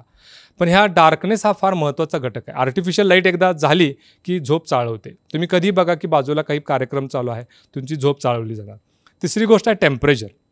आपण जेव्हा झोपतो स्लीप इंडक्शनच्या वेळी आपल्या बॉडीचं कोर बॉडी टेम्परेचर जे आहे तर ते 1 ते 1.5 डिग्रीनं कमी होतं. तर तुम्हाला स्लीप इंडक्शन इन्सोमनिया असेल, म्हणजे तुम्ही झोपला आणि तुम्हाला झोप लागत नाही, सोपा पर्याय, तुम्ही हातपाय तुमचे गार पाण्याने गरम पाण्याने कशाने धुवा. जी आपली बॉडी टेम्परेचर कमी होतं तर ते पाण्यामुळे होत नाही, गरम किंवा थंड, तर ते इव्हॅपोरेशन म्हणजे तुमचे बाष्पीभवन झाल्यामुळे तुमचं टेम्परेचर कमी होतं आणि तुमची झोप इम्प्रूव्ह व्हायला मदत होते. पुढची गोष्ट आहे ब्ल्यू लाईट. आपले जे स्क्रीन्स असतात, म्हणजे हा कॉम्प्युटरचा स्क्रीन असेल, टी व्हीचं स्क्रीन असेल किंवा मोबाईलचं स्क्रीन असेल, त्याच्यामध्ये जी टेक्नॉलॉजी असते त्याला ब्ल्यू LED म्हणतात, लाईट इमिटिंग डायोड. तर ते ब्ल्यू कलरचंच का वापरतात ते, तर ती चिपेस्ट टेक्नॉलॉजी आहे आणि मोस्ट ड्युरेबल टेक्नॉलॉजी आहे. तुम्ही दुसरी कुठली LED जर वापरली त्याचं आयुष्य कमी आहे किंवा ती महाग होते. तर हे ब्ल्यू LEDचा काय संबंध आहे लाईटशी. आपण समजा झोपायच्या आधीपर्यंत आपण स्क्रीनवरती काहीतरी बघत बसलो, तर जेव्हा आपल्याकडे ती लाईट येते तेव्हा आपल्या मेंदूला असं वाटतं की अजून दिवस आहे. तर बेसिकली कसं चालू झालं की हे मासे जे समुद्राच्या तळाशी राहतात तिथंपासून आपली उत्क्रांती झाली. म्हणजे ॲक्वॅटिक नॉन मॅमल्सपासून मॅमल्सपासून मग पुढचे सरडे आणि पुढं आपली उत्क्रांती होत गेली. माशांना जेव्हा लाईट समुद्राच्या तळाशी जाते तेव्हा ती फिल्टर होत होत खाली तळाला फक्त ब्ल्यू लाईट जाते. तर त्यामुळं माशांचा ब्रेन जो आहे तो ब्ल्यू लाईटला फार सेन्सिटिव्ह असतो आणि सगळ्या उत्क्रांतीनुसार सगळ्या प्राण्यांना ब्ल्यू लाईटला मेंदू सेन्सिटिव्ह आहे. जे आपल्याकडे सुप्राकायझमॅटिक न्यूक्लियस नावाचा जो भाग आहे जिथं मेलाटोनिन सिक्रीट होतं, तर तिथं हे ब्ल्यू लाईट एकदा आली की मेलाटोनिन इनिबिट होतं आणि मेलाटोनिन किंवा जे डार्कनेस हार्मोन आहे ते आपल्या मेंदूत आल्याशिवाय आपल्याला झोप नाही लागत. तर त्यामुळे आपण जर उशिरापर्यंत जर आपण ते स्क्रीन बघत बसलो तर मेंदूला वाटतं की अजून उजेड आहे, आपल्याला झोपायला कमीत कमी 3-4 तास वेळ आहे. तर तुम्हाला झोप लागत नसेल किंवा फॉर हेल्दी पर्सन की ज्यांची झोप चांगली आहे, कमीत कमी 3 तास आपल्याला हे LED बंद करायला पाहिजे. आणि सगळ्यात महत्त्वाची गोष्ट म्हणजे कॅफीन. तर हे सेन्सिटिव्हिटी असते, प्रत्येक माणसाची कमी जास्त असते, पण आपल्याला झोप येते म्हणजे काय होतं, मी आता सकाळपासून जागा आहे, 6ला उठलो आहे आणि 10 वाजता कंटाळा आला. कशामुळे होतं हे, आपल्या न्यूरॉन्समध्ये जेव्हा मेटाबॉलिझम होतो तेव्हा ATPचं मेटाबॉलिझम होऊन त्याच्यापासून ADP तयार होतं आणि एनर्जी तयार होते. हे करत असताना ॲडिनोसिन नावाचा बाय प्रोडक्ट होतो आणि हे ॲडिनोसिन आपल्या मेंदूमध्ये वाढत जातो, ॲक्युम्युलेशन होतं. ॲडिनोसिन हे आपल्याला स्लीप इंड्युसिंग पदार्थ आहे. जेव्हा आपण कॅफीन घेतो, चहा घेतो, कॉफी घेतो, तर त्याचा हाफ लाईफ जे आहे ते कमीत कमी 6 तास आहे. म्हणजे तुम्ही 4ला जरी तुम्हाला कॉफी जर घेतली तर ते मेंदूमधलं कॅफीन जे आहे तर ते ॲडिनोसिन डिस्ट्रॉय करतं आणि त्याच्यामुळं तुमची झोप यायची शक्यता कमी होते. तर त्यामुळे कमीत कमी 6 तास तुम्ही झोपायच्या आधी कॅफीन टाळा. आता हे मेडिटेशन लॉन्जिव्हिटीबद्दल आपल्याला जर बोलायचं असेल तर स्ट्रेस म्हणजे काय हे बघायला पाहिजे. तर स्ट्रेस हा नेहमी युस्ट्रेस असतो, आपल्या जगण्यासाठीचं ते सर्वायवल मेकॅनिझम आहे. समजा एखाद्या माणसाच्या मागं वाघ लागला, ही पूर्वीच्या काळातली गोष्ट आहे. आज आपल्याला अंगावरती एक वाहन येतं, आपण रस्ता क्रॉस करतोय, तर त्या काळामध्ये आपलं काय होतं की ठोके वाढतात, ब्लड प्रेशर वाढतं, श्वास वाढतो आणि आपल्याला पळायची एनर्जी येते. हे सगळं हे सिम्पॅथो ॲड्रेनल सिस्टीममुळे होतं किंवा त्याच्याबरोबरच ह्या कॉर्टिसॉलमुळे होतं. तर हे नॉर्मल ॲक्यूट लाईफ थ्रेटनिंग इलनेसेससाठी फार चांगलं आहे किंवा ते युस्ट्रेस म्हणतात की जो गरजेचा स्ट्रेस आहे सर्वायवलसाठी. पण हे जनावरांमध्ये आणि आपल्यामध्ये फार फरक आहे. ज्या क्षणाला तो स्ट्रेस नाहीसा होतो जनावरं चरायला चालू होतात, पण माणसांमध्ये तो स्ट्रेस, आता ह्या ट्रॅफिकमध्ये अडकलेला माणूस दिवसभर त्याच्यामुळं डिस्टर्ब असतो. तर हा जो क्रॉनिक लो ग्रेड स्ट्रेस आहे हा आरोग्याला फार अपायकारक आहे. तर ह्याच्यावरती पर्याय काय, माणसाला सगळ्यात मोठा स्ट्रेस जर कशाचा असेल किंवा भीती कशाची असेल, मृत्यूची भीती. ह्याला सायन्समध्ये उत्तर नाही, ह्याला उत्तर फक्त गीतेमध्येच आहे की आपला आत्मा हा अमर आहे. जे काही जे गीतेमध्ये सांगितलेलं आहे की तुमच्या शस्त्रांनी किंवा आगीनं किंवा कशानं तो जळून जात नाही. आपण कपडे बदलल्यासारखा आपला आत्मा बदलत जातो. तर ह्याच्यावरती आपल्याला विश्वास ठेवायला पाहिजे. दुसरा महत्त्वाचा घटक ज्याच्यामुळे स्ट्रेस निर्माण होतो तर ते म्हणजे मीडिया. मीडियाचं खप होण्यासाठी त्या सनसनाटी बातम्या फार त्याच्यावरती जोर असतो. तर त्या निगेटिव्ह, आपल्याला असं वाटतं की जगामध्ये काही चांगलं चाललेलंच नाही, ॲक्सिडेंट होत आहेत, विधानसभेमध्ये भांडणं होत आहेत, चांगलं काही होतच नाही आहे. पण ही चुकीची वस्तुस्थिती आहे. आपल्याला ह्या निगेटिव्ह मीडियापासून दूर राहायला पाहिजे आणि ह्याच्यावरचा उपाय जर काय असेल तर तो मेडिटेशन आहे. तर मेडिटेशन म्हणजे काय, आपण जेव्हा जागे असतो तेव्हा आपल्या ब्रेन वेव्ह ज्या असतात त्या बीटा वेव्हज असतात. 15 ते 30 पर सेकंद निर्माण होतात. आपला हार्टबीट जेव्हा 1 पडतो तेव्हा 20 ते 30 ब्रेन वेव्हज येतात. आपण जेव्हा झोपतो तेव्हा त्या फार स्लो होतात, 5पेक्षा कमी होतात. तर ही मेडिटेशन जी आहे ती निद्रा अवस्था आणि जागेपणीची अवस्थेच्या मधली घटक आहे. तर त्यासाठी आपण 10 मिनटं स्वस्थ बसलो तर ती आपलं आपोआपच अवस्था होते. त्यासाठी काही विशेष प्रयत्न नाही करावे लागत. तर ह्याच्यामध्ये 4 गोष्टी होतात. पहिली गोष्ट म्हणजे जी आपली ऐच्छिक मज्जासंस्था आहे त्याच्यामध्ये 3 घटक असतात की जे 2 फ्रंटल ब्रेन्समध्ये असतात आणि 1 परायटल ब्रेनमध्ये. हे 3 सेंटर्स असतात. ते ॲक्टिवेशन होतं आणि त्याच्यामुळे काय होतं की आपला फोकस वाढतो, आपली मोटिवेशन, आपली प्रेरणा वाढते, आपला मूड चांगला होतो आणि आपली स्मरणशक्ती वाढते. आणि त्याचबरोबर सगळी महत्त्वाची सगळ्यात जर काही गोष्ट असेल तर ॲमिगडाला नावाचा आपल्या टेम्पोरल लोबमध्ये एक भाग असतो की ज्याला फिअर सेंटर म्हणतात, ज्याच्यामुळे भीती, अँझायटी सगळी उत्पन्न होते. त्याचा हळूहळू ॲट्रॉफी व्हायला लागते. जी लोकं हॅबिच्युअली मेडिटेशन करतात त्यांचा MRIमध्ये ॲमिगडालाचा साईज कमी होतो. तर त्यामुळे आपली भीती नेहमीच्या मेडिटेशनमुळे कमी होते, ती ह्याच्यामुळे होते. दुसरा फरक जो असतो तो अनैच्छिक मज्जासंस्था, म्हणजे जे आपल्या हातामध्ये नाही, आपलं ब्लड प्रेशर, आपलं ठोके, आपलं जे काही रेस्पिरेशन आहे, तर त्याच्यासाठी सिम्पॅथेटिक नर्वस सिस्टीम जे ॲक्सिलरेटर म्हणून काम करतं, तर तो आपला स्ट्रेस निर्माण करतं. मेडिटेशन काय करतं, हे ॲक्सिलरेटर जो आहे त्याला दाबून टाकतं. आणि दुसरी सिस्टीम जी आहे, जी पॅरासिम्पॅथेटिक सिस्टीम आहे, जे आपले ठोके कमी करतं, आपलं श्वास कमी करतो, तर त्याला वाढ देतं, त्याला बळ देतं, म्हणजे आपला ब्रेक जो आहे तो स्ट्रॉंग होतो. तर ह्या 2 गोष्टींमुळं आपल्या फायदेशीर गोष्टी होतात. आणि आणखीन 2 गोष्टी म्हणजे आपल्या ब्रेनमध्ये न्यूरोप्लास्टिक चेंजेस होतात. त्यामुळे आपला ब्रेन जो आहे 50व्या वर्षी 7 वर्षानं त्या ब्रेनचं एज कमी होतं. आणि शेवटचा गोष्ट जी आहे तर ते ब्लिस हार्मोन शास्त्रज्ञांनी नवीन शोधून काढलं आहे. तर आनंदामाईड आहे. आनंद जो आहे तो संस्कृत शब्द आहे. पाश्चिमात्य शास्त्रज्ञांनी शोधलं आहे, पण नाव देताना त्यांनी संस्कृतमधलं दिलं आहे. हे एंडोकॅनाबॉइड्स नावाचा घटक आहे, न्यूरोट्रान्समीटर आहे, ज्याच्यामुळे आपल्याला आनंद होतो. आता ह्याला इसोटेरिक म्हणतात, म्हणजे दुर्बोध आहे, हे अवघड आहे, असं एक सर्वसामान्य लोकांमध्ये समज असतो की मेडिटेशन करणं, जे हिमालयामध्ये जाऊन योगी करतात ते मेडिटेशन. ॲक्च्युली तुम्ही फक्त 10 मिनटं स्वस्थ बसलात, कशावरतीही लक्ष न देता श्वासावरती लक्ष दिलं तरी मेडिटेशन होतं. आणि 12 मिनटं पण ते तुम्हाला पुरेसं आहे. फक्त ह्याच्यामध्ये पेशन्सची, तुमच्या संयमाची गरज आहे. आणि आणि तुम्हाला हे जमत नाही आहे तर 10 मिनटं 12 मिनटं प्राणायाम करा. तर ही आपण चर्चा करतो, ही थेरॉटिकल आहे का? बिलकुल नाही. हा लॅन्सेटमधला पेपर आहे 2017मध्ये. त्यांनी हे फंक्शनल MRI आणि पेट स्कॅन जे आता अवेलेबल, फंक्शनल MRI आपण जो रेग्युलर MRI करतो तो नव्हे, रिसर्चसाठी फार ठराविक सेंटरमध्ये तो उपलब्ध असतो. तर त्यांच्या असं लक्षात आलं की बॉडीमधलं सगळं इन्फ्लमेशन, सगळं कार्डिॲक डिसिजेस जे आहेत, जे ब्लॉकेजेस जे होतात, तर त्यांचं प्रमाण मेडिटेशनमुळं कमी होतं. तर हे आपण आयुर्वेदामधली गोष्ट आहे. तर लाईफ एक्सपेक्टन्सी कशी आहे की जो कुत्रा श्वास त्याचा मिनिटाला 60 आहे, आयुष्य 10-12 वर्षांचं आहे. कासव ज्याची श्वासाची गती जी आहे तर ते साधारणपणे मिनिटाला 1 श्वास घेतं. तर ते आयुर्वेदवाले लोक काय सांगतात की श्वास तुम्हाला देवानं मोजून दिलेले आहेत. तुम्ही भरभर घेतले तर ते संपून जाणार, हळूहळू घेतले तर तुमचं आयुष्य वाढेल. पण सायन्स काय म्हणतं, तर तुमच्या सिम्पॅथेटिक सिस्टीमची ॲक्टिव्हिटी जर जास्त असेल तुमचं आयुष्य कमी होणार.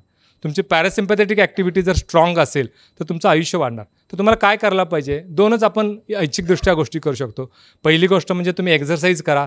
एक्झरसाईजच्या दरम्यान तुमचा हार्ट रेट वाढणार, पण बाकी वेळी तुमचा हार्ट रेट कमी येणार. म्हणजे बेसल हार्ट रेट तुम्हाला कमी करायचा आहे, एक भाग जो आहे तो एक्झरसाईज. आणि दुसरी गोष्ट पॅरासिम्पॅथेटिक ॲक्टिव्हिटी करण्यासाठी मेडिटेशन करा. तर हे का महत्त्वाचं आहे, ही एक स्टडी झाली की जी पुन्हा NEGM 2005मध्ये पब्लिश झाली होती. तर या स्टडीचं नाव आहे Paris prospective project. Paris metropolitan एरियामध्ये 5,500 लोकांना 23 वर्ष फॉलो केलं आणि त्यांचं बघितलं की त्या कुणाला ब्लड प्रेशर किती आहे, डायबिटीस कुणाला आहे, हार्ट डिसीज कुणाला आहे. आणि 23 वर्षांच्या शेवटी लक्षात आलं की ह्या लोकांचं सर्वायवल जे आहे फक्त एकाच गोष्टीवरती अवलंबून आहे, ते म्हणजे बेसल हार्ट रेट. तर ते बेसल हार्ट रेटची कसं संबंध आहे, ज्या लोकांचं heart rate, basal heart rate 60च्या कमी आहे, मॉर्टॅलिटीची भीती फार कमी आहे. ज्यांचा बेसल हार्ट रेट 75च्या वरती आहे, मृत्यूची शक्यता जास्त आहे. तर याच्यासाठी आपल्याला मेडिटेशनची गरज आहे. आणि सगळ्यात शेवटचा आपल्या चर्चेचा भाग जो आहे तो हॅपीनेस अँड लॉन्जिव्हिटी. आपण मगाशी म्हटलं होतं की हा थोडासा सरप्राईज भाग आहे. तर त्याच्याविषयी सायन्स काय सांगतं आहे, तर हा जे चित्र आहे मी मगाशी 2-3दा आपल्याला एक्सप्लेन केलं होतं की जो ब्ल्यू झोन ऑफ लॉन्जिव्हिटी नावाचं जे सिरियल आहे जी नॅशनल जिओग्राफिकनं तयार केलं होतं, त्याच्यातलं हे चित्र आहे. तर त्याच्यामध्ये ओकिनावा नावाचं एक बेट आहे जपानमध्ये. तर तिथे हे मुआय नावाचा प्रकार आहे. त्या बेटावरती ज्या स्त्रिया ज्या आहेत ह्या जगातल्या सगळ्यात जास्त जगतात. म्हणजे सेंटेनेरियन किंवा ज्यांचं 100 पूर्ण झाले आहे, जगामध्ये सगळ्यात जास्त फ्रिक्वेन्सी कुठे असेल तर ते ओकिनावा बेटावरती. तर हे लोकांमध्ये मुआय म्हणतात. जापनीजमध्ये मुआय म्हणजे किट्टी पार्टी, भिशी. तर त्याच्यामध्ये काय होतं, त्याच्यामध्ये बॉन्डिंग तयार होतं. या बॉन्डिंगमुळे काय होतं तर प्लेजर तर नक्कीच येतो, पण त्याच्याबरोबर सॅटिस्फॅक्शन आणि सिक्युरिटी येते. ह्या सगळ्या बायका त्यांचं सरासरी वय ह्या फोटोमधल्या, त्यातले एक बाई छोटे कमी वयाचे, पण बाकी सगळ्या लोकांचं सरासरी वय 97 वर्ष आहे. आणि गेले 90 वर्षांपासून त्या रोज भेटत आहेत. आणि त्यांचं आयुष्य हे व्हायचं एक कारणीभूत घटक ते म्हणतात की हे मुआय आहे. दुसरी हे त्याच ह्याच्यामधलं जे हे एक्झाम्पल आहे, हे डॉक्टर एल्सवर्थ वॉरहेम नावाचे गृहस्थ आहेत. हे 97 वर्षांचे आहेत, कार्डियक सर्जन आहेत. हे रोज थिएटरमध्ये जाऊन, ऑपरेशन थिएटरमध्ये जाऊन कार्डियक सर्जरी करतात. फर्स्ट सर्जन म्हणून नव्हे, ॲसिस्टंट म्हणून, पण ते रोज राऊंड घेत आहेत. आणि त्याच्यावरती डॉक्युमेंटरी नॅशनल जिओग्राफिकनं जे काढलं होतं तर त्याचं नाव होतं की how to live forever. तर तुम्हाला जगण्यासाठी पर्पज पाहिजे.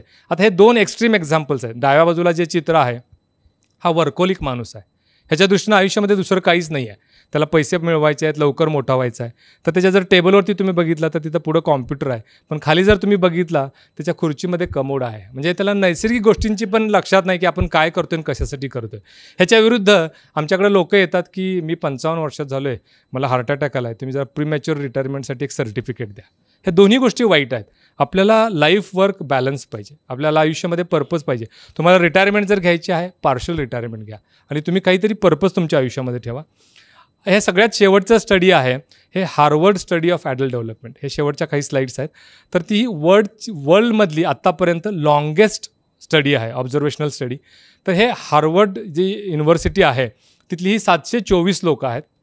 त्याच्यामध्ये त्यांनी काय केलं, 1938मध्ये ही स्टडी चालू झाली होती, दुसऱ्या महायुद्धाच्या आधी किंवा त्या सुरुवातीच्या काळामध्ये. त्याच्यामध्ये हार्वर्डमधले जे अंडर ग्रॅज्युएट्स होते त्यांनी 268 लोकांना निवडलं. तर त्याच्यामधले एक जॉन एफ केनेडी पण एक होते त्या स्टडीचा भाग. तर त्यांना एक काहीतरी कंपॅरेटिव्ह ग्रुप पाहिजे म्हणून ही सगळी जी बोस्टनमधले इनर सिटीमधले, म्हणजे कमी जिथं इकॉनॉमिक स्थिती आहे, सांपत्तिक परिस्थिती कमी आहे, आईबापांचं शिक्षण कमी आहे, त्यांनी एक कंपॅरिझन ग्रुप किंवा त्याच्याशी तुलना करण्यासाठी एक ग्रुप घेतला. आणि अशा 724 लोकांची स्टडी आजपर्यंत म्हणजे 85 वर्षानंतर पण चालू आहे. बरेचसे लोक त्यातले गेले, पण त्यांनी त्यांची ऑफस्प्रिंग स्टडी चालू केली. म्हणजे तिची 2000 मुलं आज त्यांच्यामध्ये आहेत. ती पण आता म्हातारी झालीत, कारण हे गेले 85 वर्षांच्या पासून जास्त चालू आहे. तर ह्या स्टडीमध्ये त्यांनी काय केलं, प्रत्येक लोकांचं जसं वय वाढेल तसं त्यांचे सगळे मेडिकल रेकॉर्ड्स, म्हणजे 1938 साली त्यांनी अँथ्रोपोमेट्री, त्यांचे स्कल मेजरमेंट घेत होते. ब्लडचे टेस्ट 2000मध्ये DNA स्टडीज केल्या. म्हणजे हे जसं मेडिसिन इव्हॉल्व होत गेलं, सगळ्या स्टडी दर 2 वर्षानंतर त्यांच्या पॅरेंट्सच्या, नंतर मुलांच्या, त्यांच्या स्पाउसेसच्या सगळ्यांची इंटरव्ह्यू दर 2 वर्षांनी घेत होते. सगळे मेडिकल रेकॉर्ड्स घेत होते. त्यांची इकॉनॉमिक परिस्थिती, त्यांचं सोशल लाईफ, त्यांचे प्रमोशन सगळ्यांची स्टडी करत होते. आणि त्यांनी काय केलं तर त्या लोकांना 80व्या वर्षापर्यंत स्टडी केलं. त्यांच्याकडे दर 2 वर्षांचं रेकॉर्ड होतं. तर त्यांनी असं बघितलं की 50व्या वर्षी त्यांच्याकडे कुठले घटक असतील तर ते 80व्या वर्षापर्यंत जातील. तर त्यांनी 4 घटकांमध्ये त्यांना डिवाईड केलं. मानसिकदृष्ट्या ते हॅप्पी आहेत की सॅड आहेत, आणि शारीरिकदृष्ट्या ते वेल आहेत की सिक आहेत. आणि असं ते 4 ग्रुपमध्ये त्यांनी एक अप्पर मोस्ट ग्रुप म्हणजे हॅप्पी वेल आणि सगळ्यात लोअर मोस्ट ग्रुप म्हणजे सॅड सिक, ह्या दोघांचं त्यांनी तुलना केली. तर त्यांच्या लक्षात काय आलं तर सगळ्यात धोक्याचा घटक किंवा निगेटिव्ह घटक कुठला तर लोनलीनेस. जर एखाद्या व्यक्तीला काही सोशल संबंध नाही आहेत, एकटाच राहतोय, समाजापासून बाजूला आहे, तर त्या लोकांमध्ये मृत्यूचं प्रमाण सगळ्यात जास्त आहे. तर त्यांच्या दृष्टीनं हा जो काही लोनलीनेस आहे तर तो तुम्ही 15 सिगारेट्स दिवसाला ओढण्या एवढा डेंजरस आहे. त्यांनी मग लक्षात घेतलं की पॉझिटिव्ह गोष्टी कुठल्या आहेत. हे निगेटिव्ह गोष्टी तर आता लक्षात आलं. तर पॉझिटिव्ह गोष्टींमध्ये त्यांनी 4 गोष्टी बघितल्या. तुम्ही एक्झरसाईज रोज करता का? हो. तुमचं वजन व्यवस्थित आहे का? हो. तुमचं स्मोकिंग आणि अल्कोहोल नाही आहे ना? नाही आहे. तर ह्या लोकांना पुढं जायची 50पासून 80पर्यंत हॅपी वेल राहायची शक्यता जास्त आहे. ह्या युनिव्हेरिएट ॲनालिसिस आहे. प्रत्येक घटक त्यांनी केला. त्याच्यामध्ये कोपिंग ॲबिलिटी, माणसाचं बायपास सर्जरी झालं आहे, तो माणूस म्हणतो की मला चांगलं व्हायचं आहे, मला पुढं जायचं आहे, हे कोपिंग ॲबिलिटी झाली. त्या लोकांचं त्यांनी ग्रोथ माइंडसेट बघितला. मी 50 वर्षाचा झालो आहे, म्हातारा जर नाही, मला नवीन शिकायचं आहे, कॉम्प्युटर शिकायचं आहे, मोबाईलमधले ॲप्स कसे रन होतात मला बघायचं आहे. तर ती ग्रोथ मेंटॅलिटी झाली. आणि त्यांनी आणखीन 2 गोष्टी बघितल्या की तुमचं सोशल रिलेशन्स कसे आहेत, तुमच्या स्पाउसेसशी तुमचं मॅरेज तुमचं कसं स्टेबल आहे.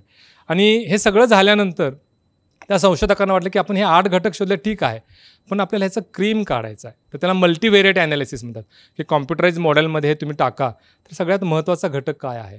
आणि त्यांच्या लक्षात आलं की नातेसंबंध, तुमच्या घरातला तो असेल किंवा तुमच्या समाजातला असेल, आणि नात्यांवरती तुमचं आयुष्य अवलंबून आहे. तर हे सगळं हॅपीनेसशी रिलेटेड आहे, तुमच्या बंधन तुमचं जे आहे सोशल बॉन्ड जो आहे त्याच्याशी संबंधित आहे. तर ह्याचं कन्क्लुजन या स्टडीजचं काय आहे, तर तिथे 7 प्लेजर न्यूरोट्रान्समीटर्स आपल्या मेंदूमध्ये स्त्राव होतं. त्याच्यामध्ये डोपामिन आहे, पण छान काहीतरी जेवलो आपण, आपल्याला आवडता अन्नपदार्थ खाल्ला, डोपामिन सिक्रेट होतं, आपल्याला आनंद मिळतो. आपण छान व्यायाम केला, आपल्या शरीरामध्ये इंडॉर्फिन्स रिलीज होतात. हे इंडोजिनस ओपॉइड्स असतात, त्यांना ओपॉइड घेतल्यासारखा आनंद मिळतो. एंडोकॅनाबाइड्स, तुमचं छान ध्यान झालं, तुमच्या मेंदूमध्ये एंडोकॅनाबाइड सिक्रेट होतात. पण जेव्हा तुमचे बंधन चांगलं आहे, तुमचं सोशल बॉन्ड चांगलं आहे, तुम्हाला मित्र 20 वर्षानंतर भेटला, तुम्ही कडकडून त्याला मिठी मारली, तुमच्या शरीरामध्ये ऑक्सिटोसिन सिक्रेट होणार. ह्या ऑक्सिटोसिनला तर मास्टर ऑफ हॅपी गँग ऑर्केस्ट्रा म्हणतात. हा सगळ्यात महत्त्वाचा घटक आहे. तर त्याच्याबरोबर तुम्हाला नुसता आनंद नाही मिळत, त्याला ते तुमच्याबरोबर समाधान मिळतं आणि तुम्हाला सुरक्षितता मिळते आणि त्यामुळे तुमचं आयुष्य वाढायला मदत होते. तर ह्या सगळ्या लेक्चरचं कन्क्ल्युजन काय आहे, तर ईट नॅचरली, प्रोसेस फूडपासून दूर राहा, मूव नॅचरली, तुम्हाला जेवढी शक्य आहे तेवढी कृत्रिम साधनं वापरू नका, तुम्हाला वरती जायचं आहे लिफ्टचा वापर करू नका, बॉन्ड नॅचरली, तुमच्या लोकांच्या जे काही तुमचे नातेसंबंध आहेत त्यांना सगळ्यात जास्त महत्त्व द्या आणि तुमच्या दीर्घायुष्याबद्दल तुम्हाला सगळ्यांना शुभेच्छा. Thank you very much.